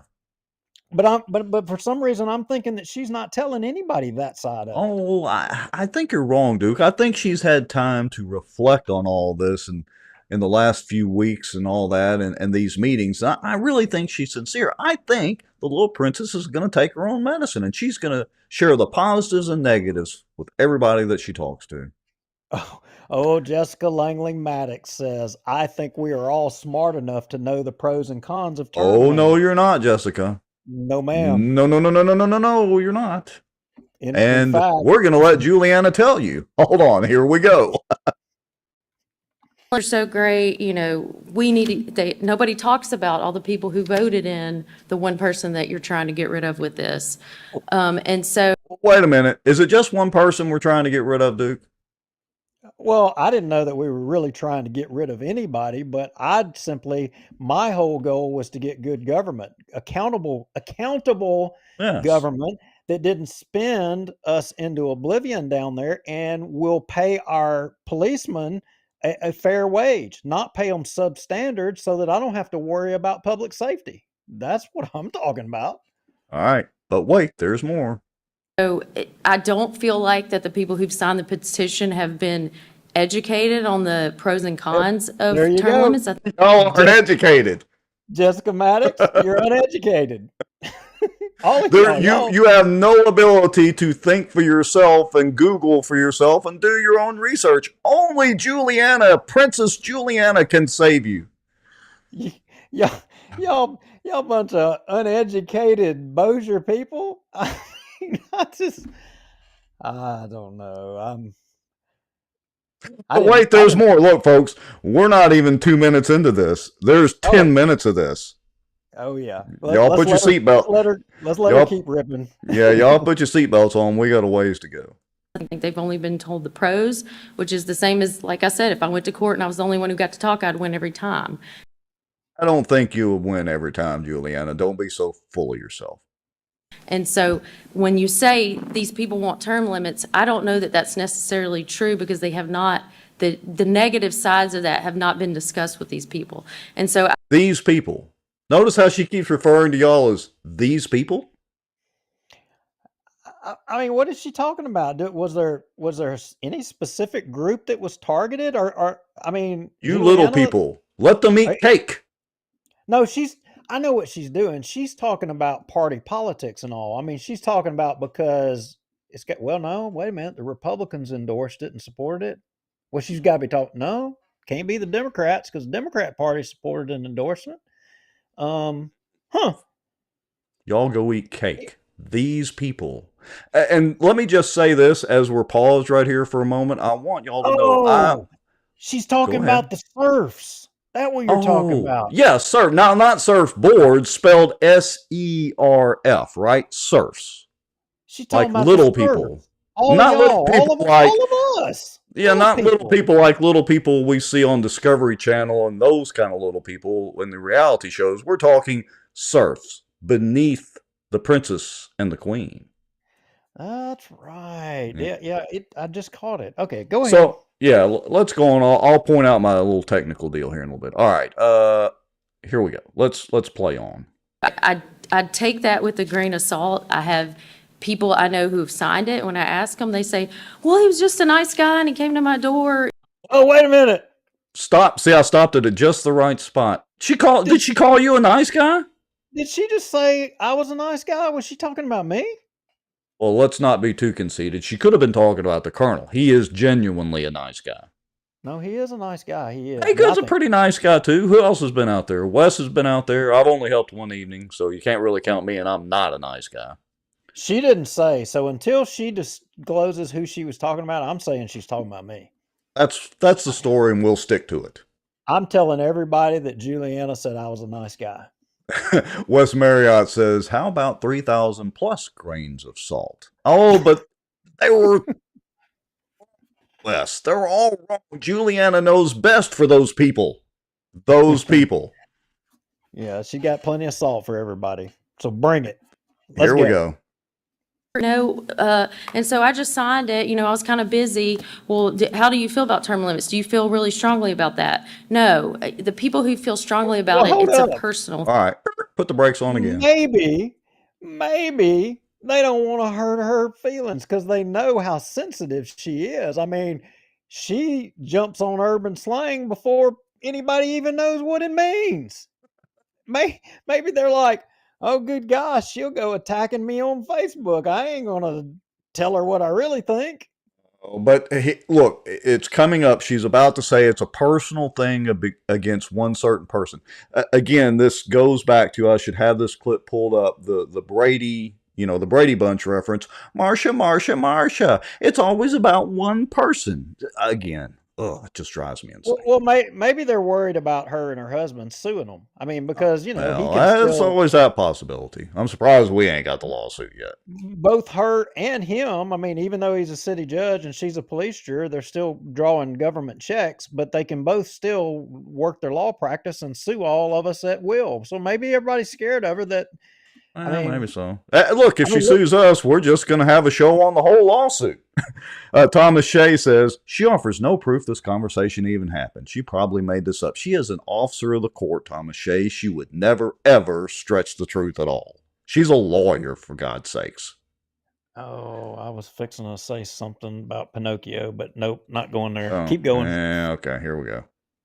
Against one certain person, and I don't think that laws need to be made based on personal things. It's like another thing that wait for it. Wait for it. I'm just processing what she just said. Okay, here we go. Listen up, folks. Maybe you need to play that part again. Yeah, let me back up just a the touch. Things she's saying right here are things that somebody is going to use probably soon. Okay, here we go. person, and I don't think that laws need to be made based on personal things. It's like another thing that we say is bad facts make bad law. You don't Bad facts make bad law. Okay. want to change the law because you had one situation where the result was not as you would want it to be, because then you have bad law based on this one situation. You don't let the facts dictate the law. You have to look at the big picture and what's best. Don't let the facts dictate the law. Yeah, let me go backwards a little bit and see if... Oh, yeah, there we go. Then what dictates law? What dictates making law? If facts don't dictate making law, then non-facts must dictate the law. I'm confused. I'm wondering, if facts don't dictate the law, why were her and her husband in Baton Rouge lobbying Adam Seabass so aggressively on, the tort insurance reform? Why were they down there fighting so vigorously? I mean, and were surely they fighting? not.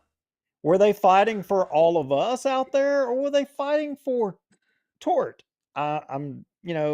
Which way on tort were they fighting for? What do y'all think? Surely the little princess is not self-centered and self-interested. Surely but not. I mean, facts. I mean, was she preventing facts? And if facts don't dictate law, then why was she there? Right. Well, okay, here we go. Dictate the law. You have to look at the big picture and what's best. And so every time someone is up for election, those voters are given the opportunity to vote on term limits and vote them out. And this last election was a very good example of that happening. I mean, you had several long-term city council members who were voted out. So to say that you have to have term limits for the... Yeah. Why were they booted out? She is absolutely right. In fact, the three that, people that got elected that were the new blood in there were all people who supported term limits. But so everybody that supported Mayor Tommy Chandler and everybody who supported Chris Smith and Brian Hemmons, y'all are all uneducated, because y'all all supported them partly because they endorsed term limits. So y'all are all uneducated.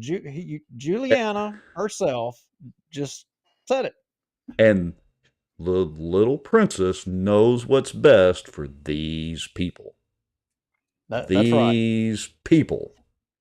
Just gonna leave that there. All right, hold on. Here we go. The people to be able to be voted out, it's proven wrong by the last election. I mean, look at Mr. Hammonds and Mr. Smith. And another thing that I want to say is, I'm new on the police jury, and I know they're relatively new on the city council. If somebody told me that I was going to be the oldest police jury member next time and I wouldn't have anybody to ask questions, that would scare me. She's scared. She's scared now, dude. And she's new to the police jury. Case in point, she was appointed by all of the existing members on the police jury. And then when she ran against Mindy Warlow, she ran, and I'm pretty confident there was a mail piece or a push card that listed incumbent. Now, why would she have done that? Why would she have said that she was the incumbent? What does that matter, Julianne? Princess, I'm just wondering. For some reason, that was important. That was important. But I also want to delve off into briefly, there were many, many ridiculous Facebook rants from Julianna herself, the little princess, to potential constituents. It was getting comical. I mean, anyway, but that's a whole other conversation. That's Ryan Haygood, here's the thing. She just told you if she was a judge, she would be making, rulings based on what's best. Yeah, she knows best. Not the facts, what's best. She knows best for you people. Not her kind of people, you people. You heard her words. It's not us making it up. That's what she said. Yeah. All right, here we go. But if this passes, y'all are going to be the oldest. There's not going to be anybody to say, hey, why'd we do this? Hey, why did we do that? It's not like there aren't, records of everything. I mean, that's the dumbest argument I've ever heard. I mean, that's stupid even for her. And so this argument about y'all are gonna be new and you may not know what to do, and so we got to keep all the same people and what we've been doing. We got to keep doing the same thing over and over again. I mean, here's a question. We're $38-something trillion in debt in this country, and Julianna says we need to keep doing the same thing. But here's the question: what is the number? Keep paying our police substandard and wait a minute. And just hope that crime doesn't come. I mean, hear me out. And folks, I want to know in the comments, what is the number? How long should a city councilman be in office? What is that number? How many years? How many years does she think that it takes to overcome the newness? How many years is that? I'm thinking she thinks George Washington was uneducated. So, he just crossed the Delaware and, ran the redcoats off and all that kind of thing. But that's all. But you know what? George Washington did not get to sit in that chair that she's sitting in. That's right. He definitely did not warm it up for her because I'm sure his butt was still cold from crossing the Delaware in the middle of the winter. Anyway, but I digress. Right. All right, here we go. And there's a lot of discussion about the institutional knowledge. And so I think the system here has worked out to where you do have new blood. People do have a new opportunity to run and they can get elected. Whereas other people who like some of the institutional knowledge, the voters are allowed to keep that. So this is sold as giving the power back to the voters, but in reality, it's doing exactly the opposite. It's telling those people, and if you look at the election results from the last election, I mean, here we go. All right, so I want to pause right here. So first of all, again, Julianna, this is going to go to the ballot. It's going to go in front of the voters that you're speaking about, and so we'll see. But I want y'all to get prepared for Julianna math. This could be a whole segment and show in itself. We are nowhere near done yet. We're only about halfway through. Julianna math. Here we go. I think it was like 80, I had it on my phone and I can't find it tonight, but I think it was 8,700 people voted for mayor, or 8,200, which double that would be what, 16,000? I mean, 16,000. But then if you look at. That was the total adding the two together. That 8,700 people voted. In which election? In the mayor's election and the city council. 80. But if you double it, it could be 16,000. And if you triple it, well, it could be even more than that. It could be 24,000 if we triple it, Duke. Quadruple it, 32,000. Ferris, she doesn't need any ideas. Don't be giving her help like that. Quit. It's lifetime. Lifetime appointments are very popular in the CCP, and depends on your expected lifetime age over there. But anyway, good point.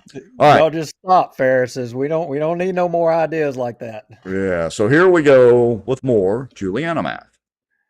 700 individuals voted. So if each of those people had voted twice, as they could have in the at-large election for the city council members, you should have had 16,000 votes cast. There were not nearly that many votes cast. So a bunch of people just voted on one person. And so if you take that into consideration and you look at the actual number of voters estimated by the fact that they're probably everybody that voted for mayor, David Montgomery got a lot higher percentage if you look at that way. If you use Julianna math, David Montgomery really got a lot higher percentage than what, the Secretary of State's office showed. It must be, those election problems that we're having, dude. Because David Montgomery really got a lot higher percentage. Well, you just need to see it her way, in which I don't know. 16. If we just double it, it's 16,000 votes. Julianna math, princess math. Let's come up with a new term. Yeah, I don't know. I'll tell you, she is reaching for the stars here, desperately. That chair is channeling the energy. I mean, and I'm thinking that. Look, she's even got the hand motions going. Did you notice that? Oh, she does, doesn't she? I mean, just pointing that out, just saying. And look, I'm one that talks with my hands too, so I'm just saying that was something I noticed as well. I just realized an egregious error of yours. You did not. You remember we put a crown on the king one time? Yes, we did. You have not put a crown there on the queen.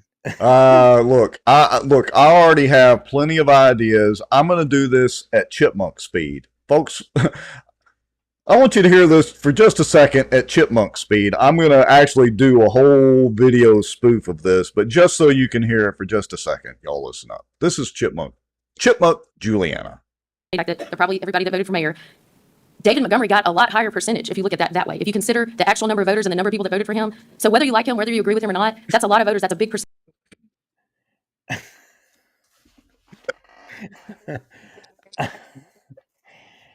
I mean, she's channeling it, baby. She's channeling it. Montgomery really got even higher than, what the poll results actually said. I don't know. Okay, here we go. That's a big percentage. Look, she's not done because she hadn't attacked the people in South Bossier. She hasn't attacked Shreveport yet. I mean, she's far from over, guys. Y'all, she's not done. We're not done. Halfway. Yeah, here we go. Halfway. If I did this whole thing at chipmunk speed, well, it'd still take a little bit. Here we go. Percentage of the people that voted that wanted to keep him there. And so whether you like him or not, that's what the majority chose. And if you really want him out of there, then go campaign against him. He's an at-large. He's not even for a specific district. I would just ask But that to we. change the rules. I'm not changing the rules, but I would ask that we not make this on a personal level. No one, to my knowledge, has asked or spoke about a specific city councilman. But I'm using that I'm as an just saying, example. Let me but I- finish. I'm but I using that understand, as an Ms. Park. example because You've been talking 5 minutes, and I'm being those are respectful of your and time. we have Notice she ain't shutting up. But did y'all also notice, not only is she talking with her hands, not only is she sitting in Queen David's chair that I'm sure he warmed up for, she was texting furiously before this tirade. Every single meeting. I thought she's playing Tetris. But We've threatened to do this before. I really think maybe we'll do it during the show. We should send off a public information request to the city for those text messages that are related, anything that is related to term limits, the Bossier City Charter Commission. Now, dadgum good and well, Richard Ray is going to go sit right in front and say, I seen her look on there and she couldn't get no records. There just wasn't nothing there. Right. Oh, yeah. It was past Just- 18, 19 months. Shoot, we just couldn't Yep. get them. Wasn't Yeah. nothing there. Nothing to find. James Dooley says, get it together, Rex. I'm trying, but if I do the chipmunk speed again, I won't be able to hold it in. All right, here we go. Here, and I have been at every meeting for more than Whoa! She has Stop the not press. been to every meeting. Wait just a minute. She's not been to every meeting. For 2 hours, many, many nights. You're the one that accepted this responsibility from your client. I mean, your city councilman, David Montgomery. Rex, me and you went to Jack's quarters. Was she there? Yes. She was not there because if she was I there, don't remember her being there. She if wasn't she'd there have with been- those folks. Yeah, I'm if she'd sorry. have Did been I say there- that? I didn't mean to. I mean, I specifically do not recall getting the stink eye. I don't remember getting it. She wasn't there. She didn't challenge me in the parking lot out there of Jack's quarters. Not around No. those people. We made it out safe. So I don't keep going. I'm sorry. All right, here we go. 2 hours, many, many nights. And if I can't talk about this for a few minutes, because this side has never been talked about, okay? And regardless of how we vote, everybody here needs to understand that there is a negative side. And I looked at studies where term limits have been touted to all the voters, and what was the result at the local level of term limits? More polarizing of the people. Damn it. She caught you, Duke. You and the Colonel both are guilty of sin. Now she is using the term polarization. You know what term I think she's really talking about? She's talking about debate. Oh. She's talking about discourse. She's talking about people having a different opinion is what she's talking about, but she uses it as polarization. And, I think that is actually what has been the problem is it's been business as usual in Bossier. And she is right about not talking about the negative side of things and she asked the question, what are they telling people when they go to these doors? What are they telling people? And you know what? You want to know, Julianne, let me give it to you. Let me tell you when we go to the door. Yeah, tell us, Duke. What are y'all saying? You've got to be As of now- saying something that's very polarizing. We go to the door and we say, look, in the city of Bossier, your elected officials don't have term limits. They don't have them. If they want to be in there 50 years, they can be in there 50 years. We don't think that's right. We think they should do some terms and then they should go home. They should serve and then go home and get out of the way and give somebody else an opportunity. We are proposing 3 terms, 4 years each term for a total of 12 years. They can serve 12 years. Then they can go run for another office, but they can't run for that one.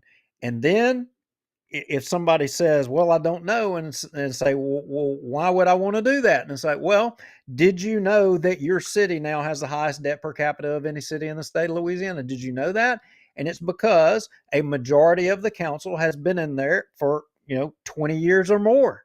It's been the same old people in there, and they have spent us into debt.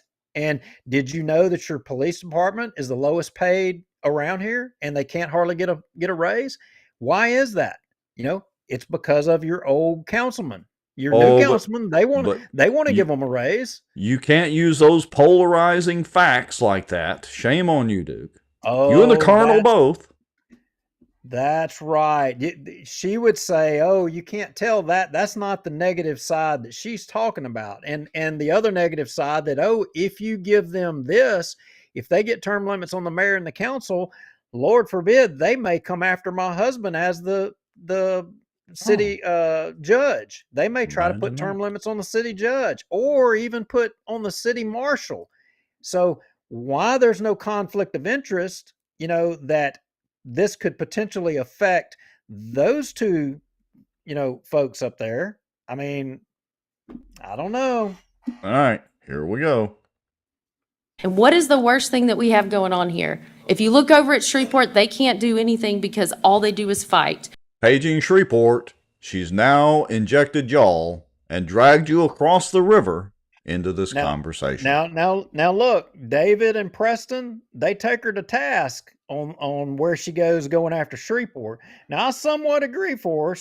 Shreveport has a history. We make plenty of jokes, and we've talked plenty about Shreveport, both here and on Louisiana Watch. So I'm not saying that, but she's doing it as an elected official and an appointed bureaucrat. But interestingly, what other elected official right there in that building where she's at did we hear on tape taking shots at Shreveport? She's sitting in his chair in the secret meeting. Welcome to Shreveport. Yeah. Welcome to Shreveport. Gosh. I told you she was texting furiously. All right, here we go.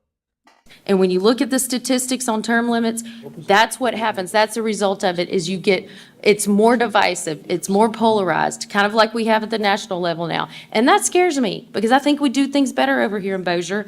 And I think there's a reason, that we are the highest.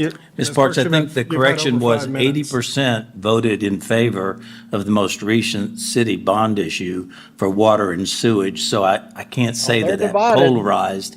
The mayor of Shreveport has done a great job in talking about that. Excuse me, but I have sat here and listened to every single one of you and every single one of you I'm the just saying entire that time. you can't say and it you're interrupting polarizes me because you everything. don't like what I'm saying. No, Ms. If I was Parks. saying the side of you, Ms. you would Parks, not be interrupting me with the 5-minute you limit, can't- okay? I know, but you can't say it polarizes everybody when it doesn't. Let me tell you this, when they decided to build the convention center in Shreveport and He they just decided keeps to build the right one in on going Bossier, with it. guess which one got built in 2 years and which one took 15? Well, bam. What do you say to that, boys?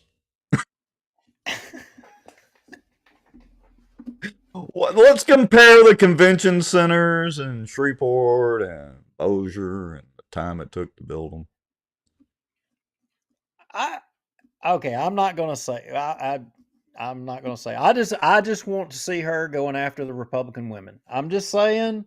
But I mean, why has she not went after the Republican women? I'm starting to think it's something with men. I'm starting to think she's got a problem with men. No, she had gone on a fishing trip.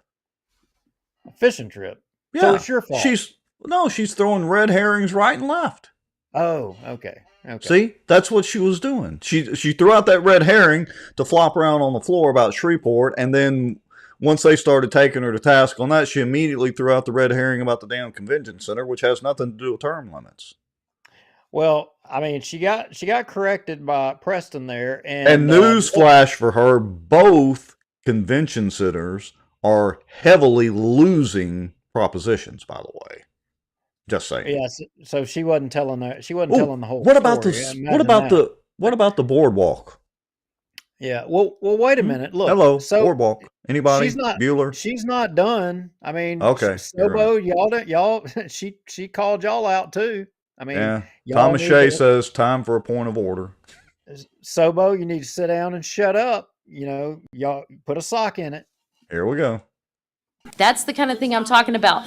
The reason that we can do things here in Bossier is because we are not polarized like they are in other cities. That's the reason. You can say that the parish doesn't have anything to do with the city, but that is not correct. If the city wasn't doing well, the parish wouldn't be doing well, and the parish is the fastest growing parish north of I-10, okay? So you have. You know, it's funny because remember she was running with the narrative for a while that Bossier City was growing, and we've had to correct her multiple times, including in the parking lot, that Bossier City is not growing, in fact. Now, the parish is. Bossier City itself is not. Why would that be, Duke? If the guys that have been there, if we're using Julianna math, the guys that have been there 20 plus years, and by Julianna math should really be 50 years, why the hell isn't our city growing? Well, I mean, she should tell both sides of it. She should tell it all, but apparently she's not going to for some reason. I don't understand that. I mean, she says everybody else should, but she doesn't. She just is not taking her own medicine, and I had so much faith in the little princess. Here we go. Most of the people from South Bossier who want the term limits, however, they got two. Excuse me, everybody in the crowd, please be quiet and give respect to the speaker. All right, I got to stop right there. That was masterful, Mr. Cheatham. That is almost mayoral quality right there. Wes, you may have a little challenge in the future for mayor. Yeah. I mean, we needed to have You see what clarity right here. You see what he did, Mr. Cheatham, Mr. Pro Term Limits just took a moment to side with the little princess and give her her space, her safe space over there because she's so scared. That's right. But I will tell you that someone told me that the audience there, that some of the citizens that had showed up, they were getting agitated with the Well, it's princess. those people. Some of those people were standing in the back, like, I mean, the marshals may have had to have been put into service. Is what I Those was people, told. those boisterous people, They I'll were just getting remember agitated. that. Her words, those people. All right, here we go. 2 new people were voted in. By South Bossier, you have 2 people on there, 2 great representatives That's representing true. you, okay? And you're saying that's not good enough. We want to take over more of these seats. Those people, right there, give them a little bit and they got to take more. That's not good enough for those people. Sobo, y'all got 2. You just need to shut up and take it. But no, you want more, Sobo. Well, it's them Sobo people. It ain't good enough to just have 2 people. So Wes says the mics didn't pick it up, but the audience was getting tired of her comments. I just want to say, Wes, I am glad that Shane brought them to order. Otherwise, well, we'd only have half the show that we're going to have tonight because this is gold. Hence the gold color I made it. Okay, here we go. And I don't mean to make it personal by naming a person. I'm doing that simply to show the numbers and the result of the numbers and the fact that every single one of those people who voted on one specific person in this last election are being told that their vote isn't good enough. They aren't smart enough to vote how they want. And so we need to change the rules to where they are not allowed to vote on that person anymore. So don't say that you're giving the power back to the people. You're taking it away from the people. It's more polarizing. You're not going to have the institutional knowledge. When you look, I believe Mr. Crockett said, well, you have great people who work here at the city. That's correct, but those people aren't elected. You want the people in power who are the people that you were elected and you have the power to get rid of, not the people who are here because they're the only ones that know how to keep it running. Okay. Look, folks, I didn't even have that at chipmunk speed. I think what that she was some saying, word salad in a short amount of time. I think what she was saying was what you want is you want to keep the people that are in power in the power. You don't want other people to get in power. You want to keep the people in power in power. In power, because you can't have those people get in their way because they're going to want more and more. That's right. Okay. I mean, those, and I'm thinking that Sobo people, I'm thinking that's people from Darby's district. I'm thinking that, I mean, those people, the uneducated, all you uneducated people that support term limits, y'all are those people too. But listen to this next sentence right here. This is gold. Okay, and I've seen that firsthand behind the scenes on the level, the council level. So behind the scenes on the council level. What happens behind the scenes with this city council and the good old boys? What do those morons do behind the scenes? Oh, walking quorums, secret meetings. Oh, that's what she's talking about. The ones that they can't tell us about. Right. But they get publicized and actually end up not only on our show when we publish them, but actually end up legitimately on the dinosaur media and news around here. You know, I'm just wondering. I mean, how would it? Is she talking about stuff like parish administrators being required to live in the parish or not? I mean, and that surely she tells her constituents that when she goes door to door and gives them a report on how well the parish is doing. I'm sure she also, like she's saying, she takes her own medicine. The little princess tells them all the negative things. You're right, Duke. What was that guy's name? Butch something. Yeah, I mean, and I'm sure she's telling everybody about all of those top 10, horrible books that she said they were all going to do something about, and that's why they took over it, but yet they were all still in the library. Is she telling everybody that side of where she failed? I mean, is she telling everybody that? I don't think she's doing that. Well, Colonel Crockett says he wanted her to speak more, so maybe she'll speak up and tell us about that. Here we go. If you want to vote for term limits, I understand everybody made up their minds a long time ago, but nobody has talked about the negative side. Nobody has talked about all the people's votes that you are taking away, and nobody's talked about the fact that every single time that there's an election, each voter gets to vote on whether they want to vote on they want to term limit the person or they want to vote on the new person. And so to say that you don't get to vote on term limits at every single election is simply not true. So. We don't get to vote on term limits at every single election, Princess. But now we're going to get to vote on term limits at an upcoming election, and maybe you'll win, and maybe our side will win. Well, I don't know. How much more have we got to listen to this? How much more torture do we have to put everybody through? Just a few seconds. Let's let her close out. That's my opinion. It's not personal at all. It's simply viewing it from the level of, instead of, oh, we have this one situation, so let's change the big law to fix this one situation. Scary law. Let's look at the law and look at the results and look at how that affects people, taking the personalities out of it. And from that perspective, I don't think that this is a good idea. You know, I'm thinking perhaps there's been a lot of talk about. I'm thinking perhaps the term limits petition should have had just one person's name on it.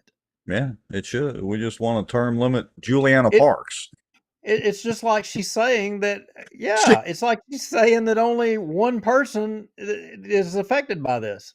She's really going to have a conniption fit, as my grandmama used to say, when we get the term limits going for the police jury. Wait till we spin up that fight, Miss Parks. That's right. And that's part of the deal here is because when we started the city term limits thing, we said the next step would be not the city judge or the city marshal or any other office. It was the police jury.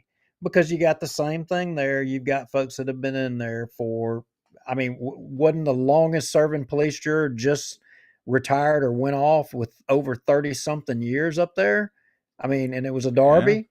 Yeah. So, you know, there you go. All right. So there's plenty more in this council or charter commission meeting.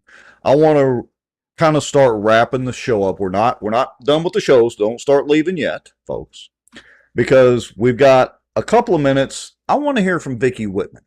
She hasn't spoke a whole lot on her opinion of term limits. We all know it.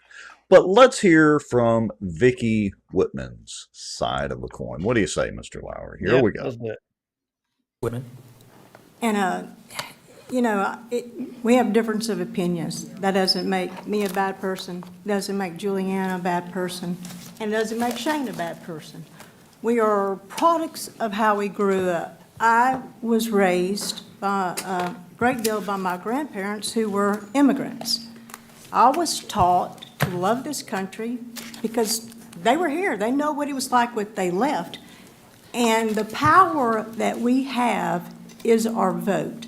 I believe that with the bottom of my heart, that is our power, and that is my right and your right. I, quite frankly, have seen enough the last few weeks of what's going on in our country and government trying to control who you can vote for and who you can't vote for. I've had enough.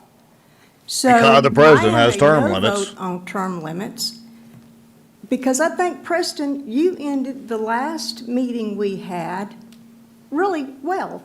Mr. Crockett had a comment to make about, the contracts and the city council, and you answered him by saying, if you don't like your city councilman, vote him out. That's how you end it. And that's how I see it, is if you feel like your city councilman is not, representing you, your mayor is not representing you, then vote them out. Find somebody to run. Find somebody that cares about the city, because I love this city with all my heart. I was born here, raised here, never left this city because I love this community.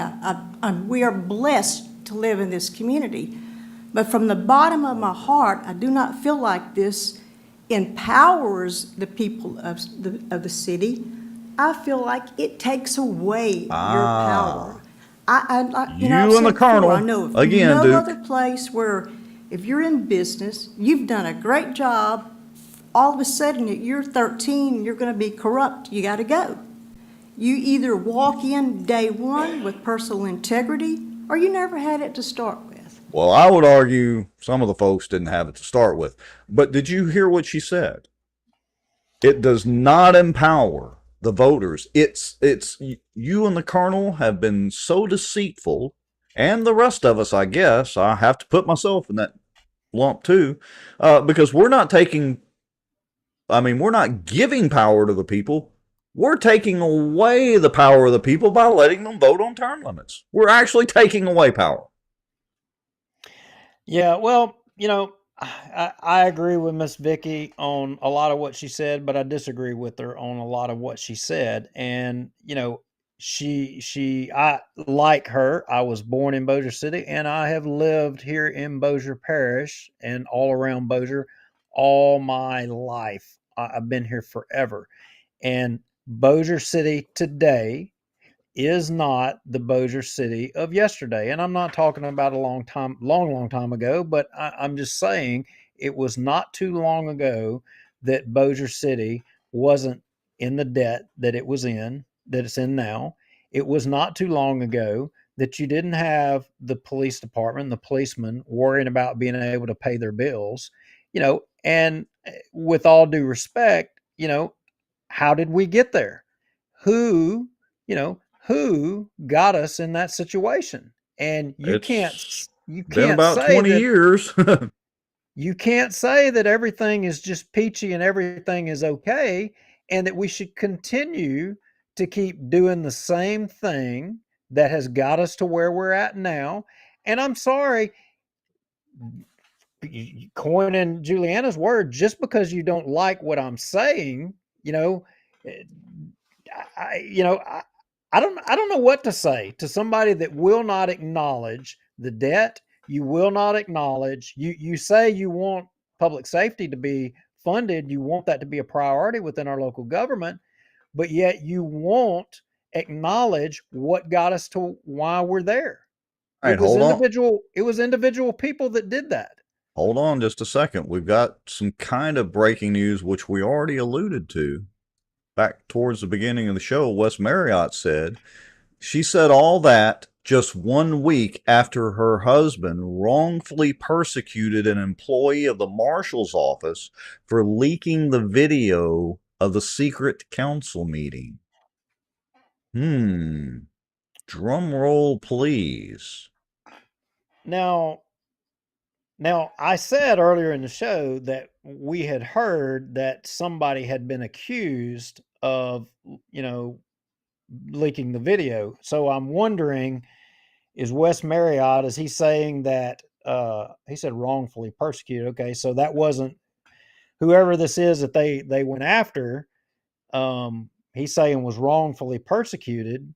Okay, so he knows something else about it. Yeah. Very interesting. We're learning a lot tonight. We're learning that you and the Colonel and Ryan Haygood and Wes Marriott and me helping promote it on the show, and even Shane Cheatham and everybody that's for term limits, including the mayor, Preston Friedley, David Johnson, we're all going to see here in just a minute because we're going to play the vote. We've learned a lot of things tonight. One, y'all are stripping power away from the people by allowing them to actually vote on this subject. And then number two, well, there's been some funny business going on down there around the marshal's office. All right. Exclusive stuff here, only on Bossier Watch, folks. Okay, let's jump to the vote. How about we do that? Yeah, let's do that. And I think maybe after we get the vote in, we need to have a little bit of discussion about where does things go from here, because a lot of people think that, oh, this is over with. Oh, you know, there's game, more set, to it. match. No, that's not the case at all, ladies and gentlemen. Yeah.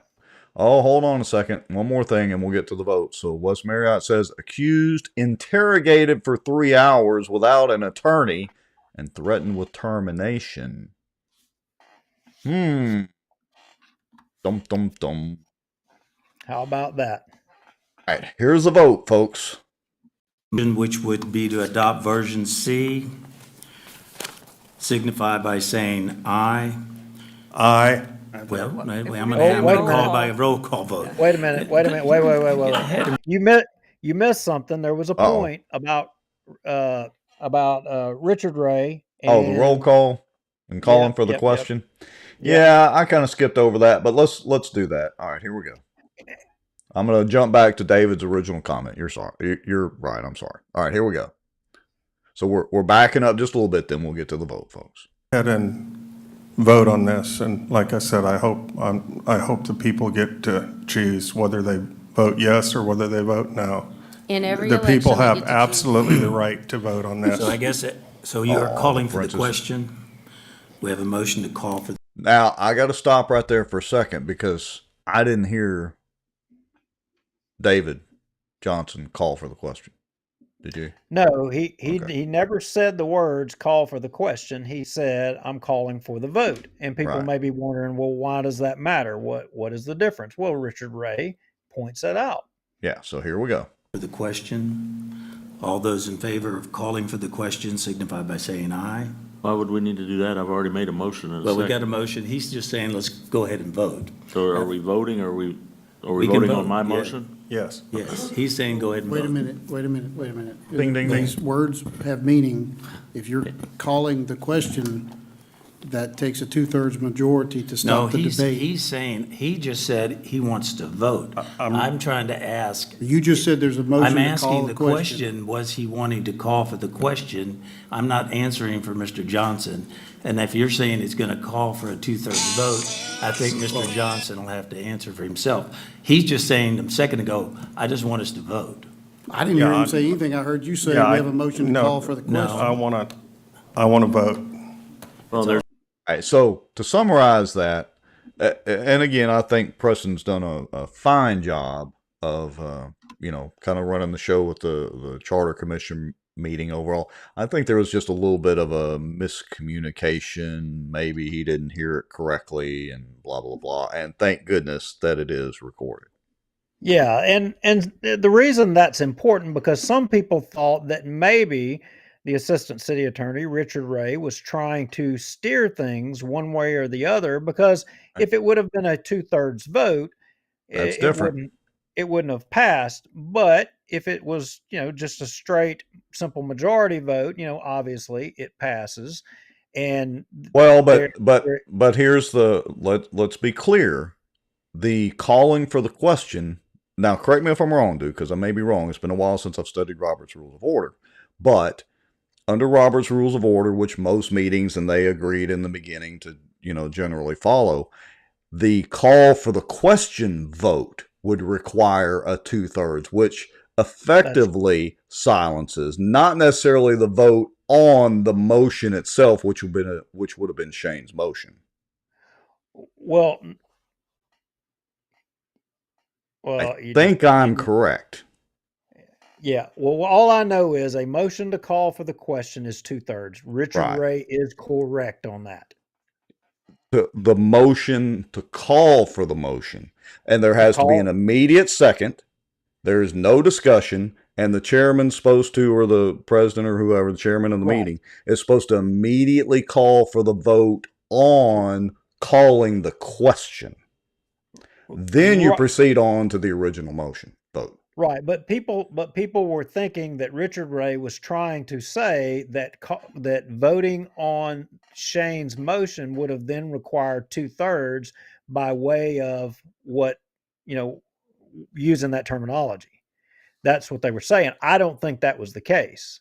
I mean, I think he was trying to legitimately get clarity from them on exactly the terminology that they were using. He wanted to make sure that it was clear.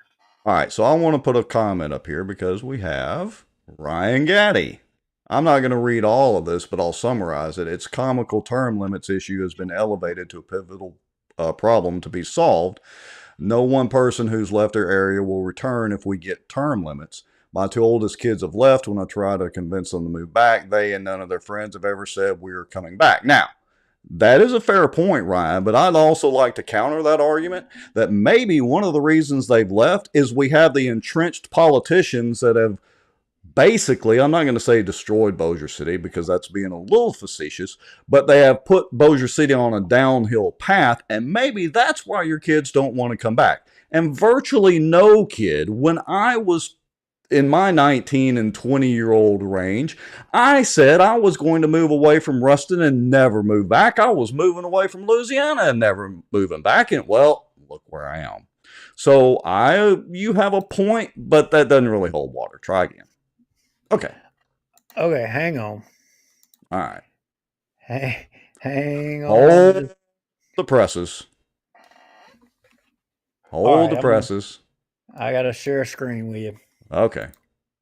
Technical clicks. Just a second, folks. Be careful. I told y'all not to leave yet. We're not quite done. All right. Let me, so I need to get this up where I can share your screen.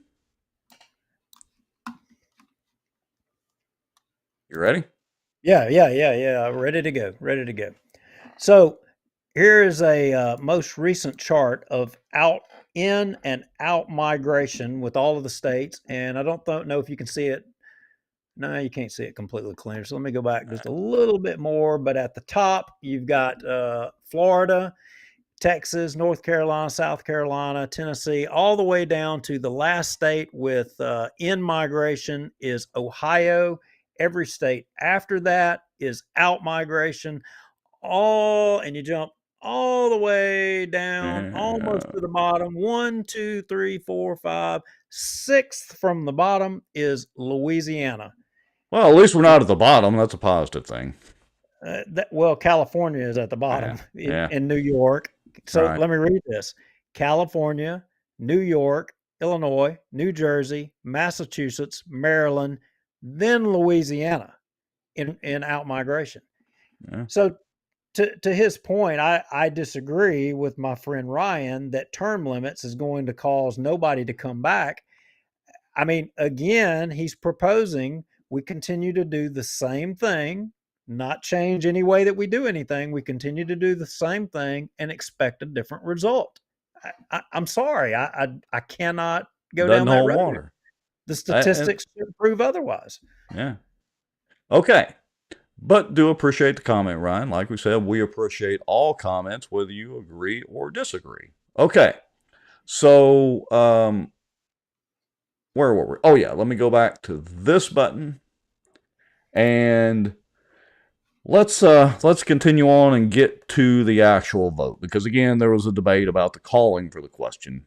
A little parliamentary discussion. Motion and a second on the table. We've had public opinion. Option C. We've had commissioner's opinion. At this time, we should vote. All right. We can vote. Would you like it to be a roll call vote? Yes. Yes. All right. All those in favor of Mr. Cheatham's motion, which would be to adopt version C, signify by saying aye. Aye. Well, I'm gonna call by a roll call vote. You're ahead of me. All right. Good job, David. You're doing good. So, Mr. Cheatham. Aye. All right. Mr. Jeter. Aye. Mr. Johnson. Aye. Ms. Morehart. No.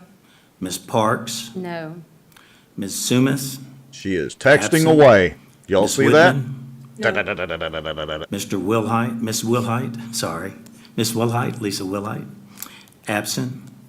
Mr. Friedley, yes. The motion passes 4-3. All right? We can now. Where were all the people that? Where were all the people that were against term limits and so uneducated? How come they didn't show up to the meeting? That is a great question. I mean, why weren't they there? Yeah. I'm just wondering. All right, let's see what Mr. Gaddy's counterpoint is. He said all those other states have invested in infrastructure and higher education. Term limits haven't changed anything in the legislature. Oh, you're right about that. And that's a discussion we've had many times on the show and amongst ourselves in private conversations. The state budget grew this year, and the budget stabilization, blah, blah, fund raised to $700 million, all by new people, many of whom are allowed to serve because of term limits. And, well, much of that's because of some of those people that have been there for just a little while and hopped office to office. Yeah, like how many of them were in the House that are now in the Senate? They just transitioned right over. Yeah, I mean, we'll just have to agree to disagree. Some of your favorite people too, Ryan, like Seabiscuit are one of our favorite friends and favorite targets. Anyway.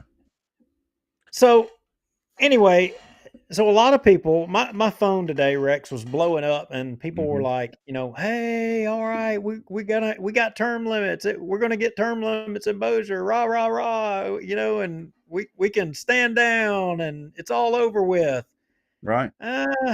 Not so fast. Oh. Not so fast. Wait a minute. All right, so before you tell us why it's not so fast, I'm not going to play the video, but I want to let everybody know that they also did a vote for there was a motion made, a second, and a vote for imposing basically the same term limits on the mayor, and the vote was exactly the same. There was zero discussion about term limits for the mayor. Zero. Princess Julianna did not get on her sweet little soapbox and lecture anybody about the mayor's office. Imagine that. Okay, go ahead, Duke. Why should we maybe not be celebrating just yet?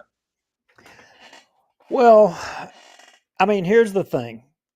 I don't know. I'm armchair quarterbacking, but it seems, that the absence of one member of the commission enabling a pro term limits majority to be able to be there to put something on the books to go to the council. I don't think that was by chance. In fact, I almost think that was maybe premeditated. I may be totally wrong. I think that may have been the plan. Setting it up for another lawsuit or dispute or something. I mean, do you have any suspicions? I mean, it's not like the city council's sue happy. Well, here's my suspicion, in which we had not announced it. In fact, we were being on our shows. We have been being critical of a lack of people helping on the term limits petition. Right. I mean, we've been telegraphing that. Well, within the last few weeks, that ain't been the case.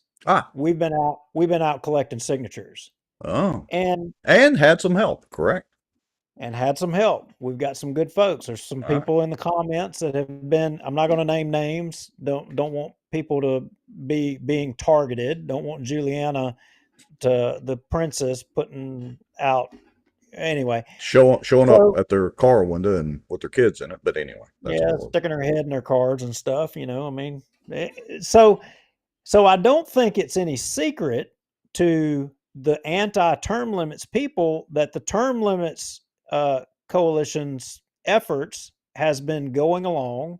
I mean, you don't collect hundreds of signatures a day without somebody who knows one of the councilmen saying, yeah, them guys were getting my signature. So they know that we're back going. Yeah.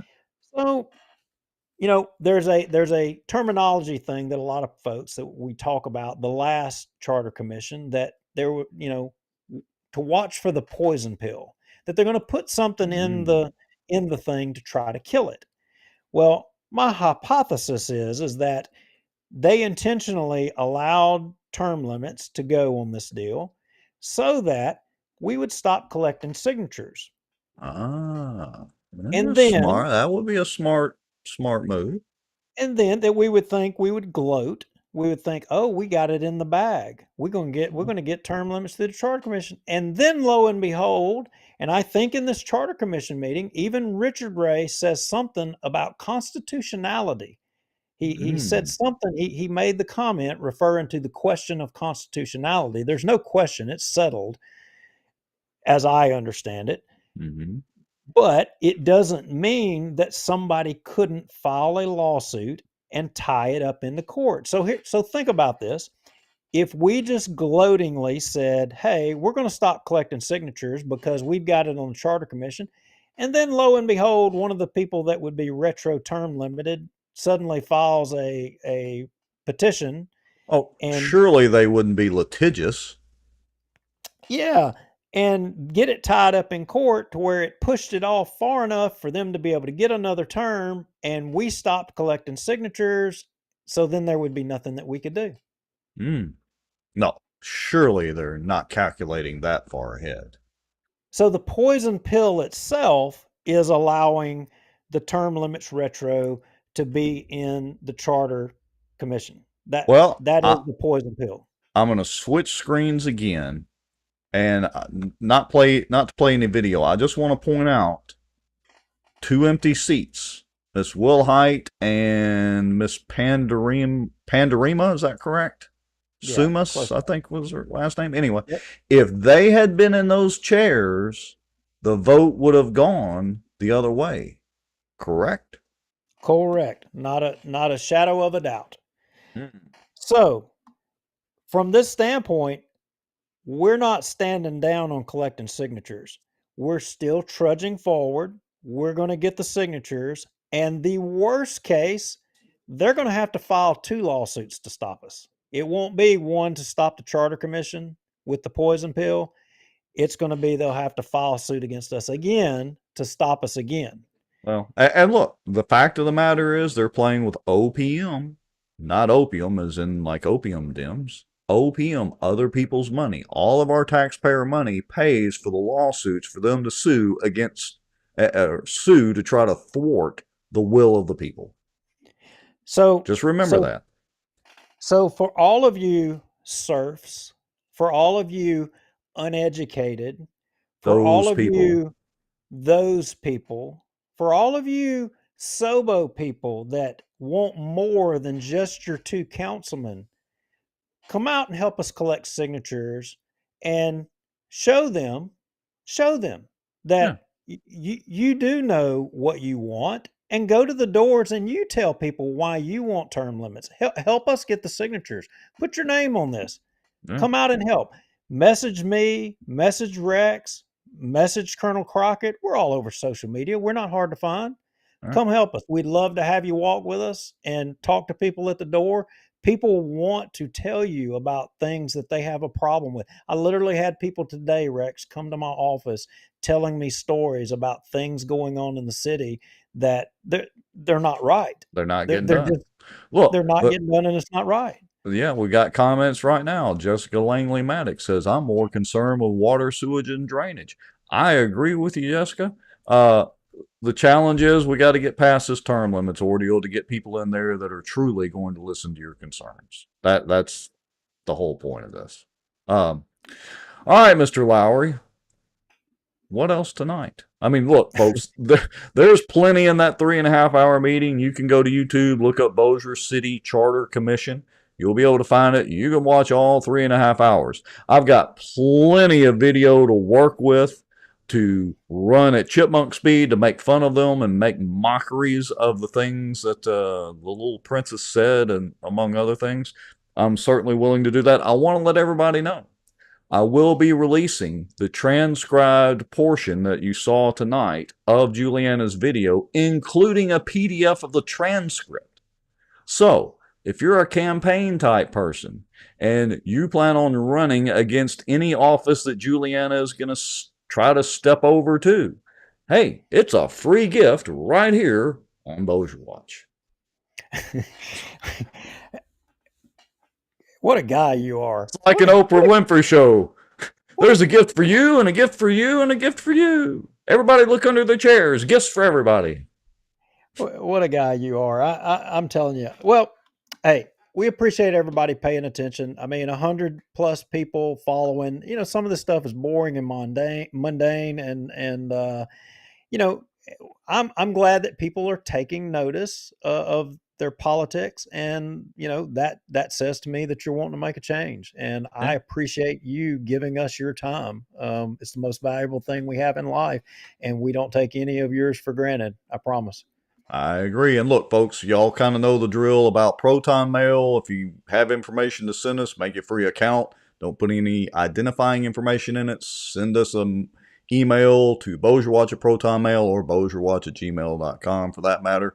Go to the website if you want to donate a little coffee money. And one last request as we close out for tonight. If you know any other companies, Pelican Training and Consulting, the Ferrises have been great.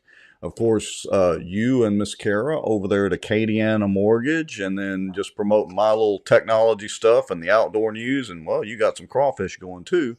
But if you know of any advertisers or people that want to be a part of this show or Louisiana Watch or the outdoor news, reach out to us and let us know. And we'll be able to bring you more great content and more Julianna at chipmunk speed.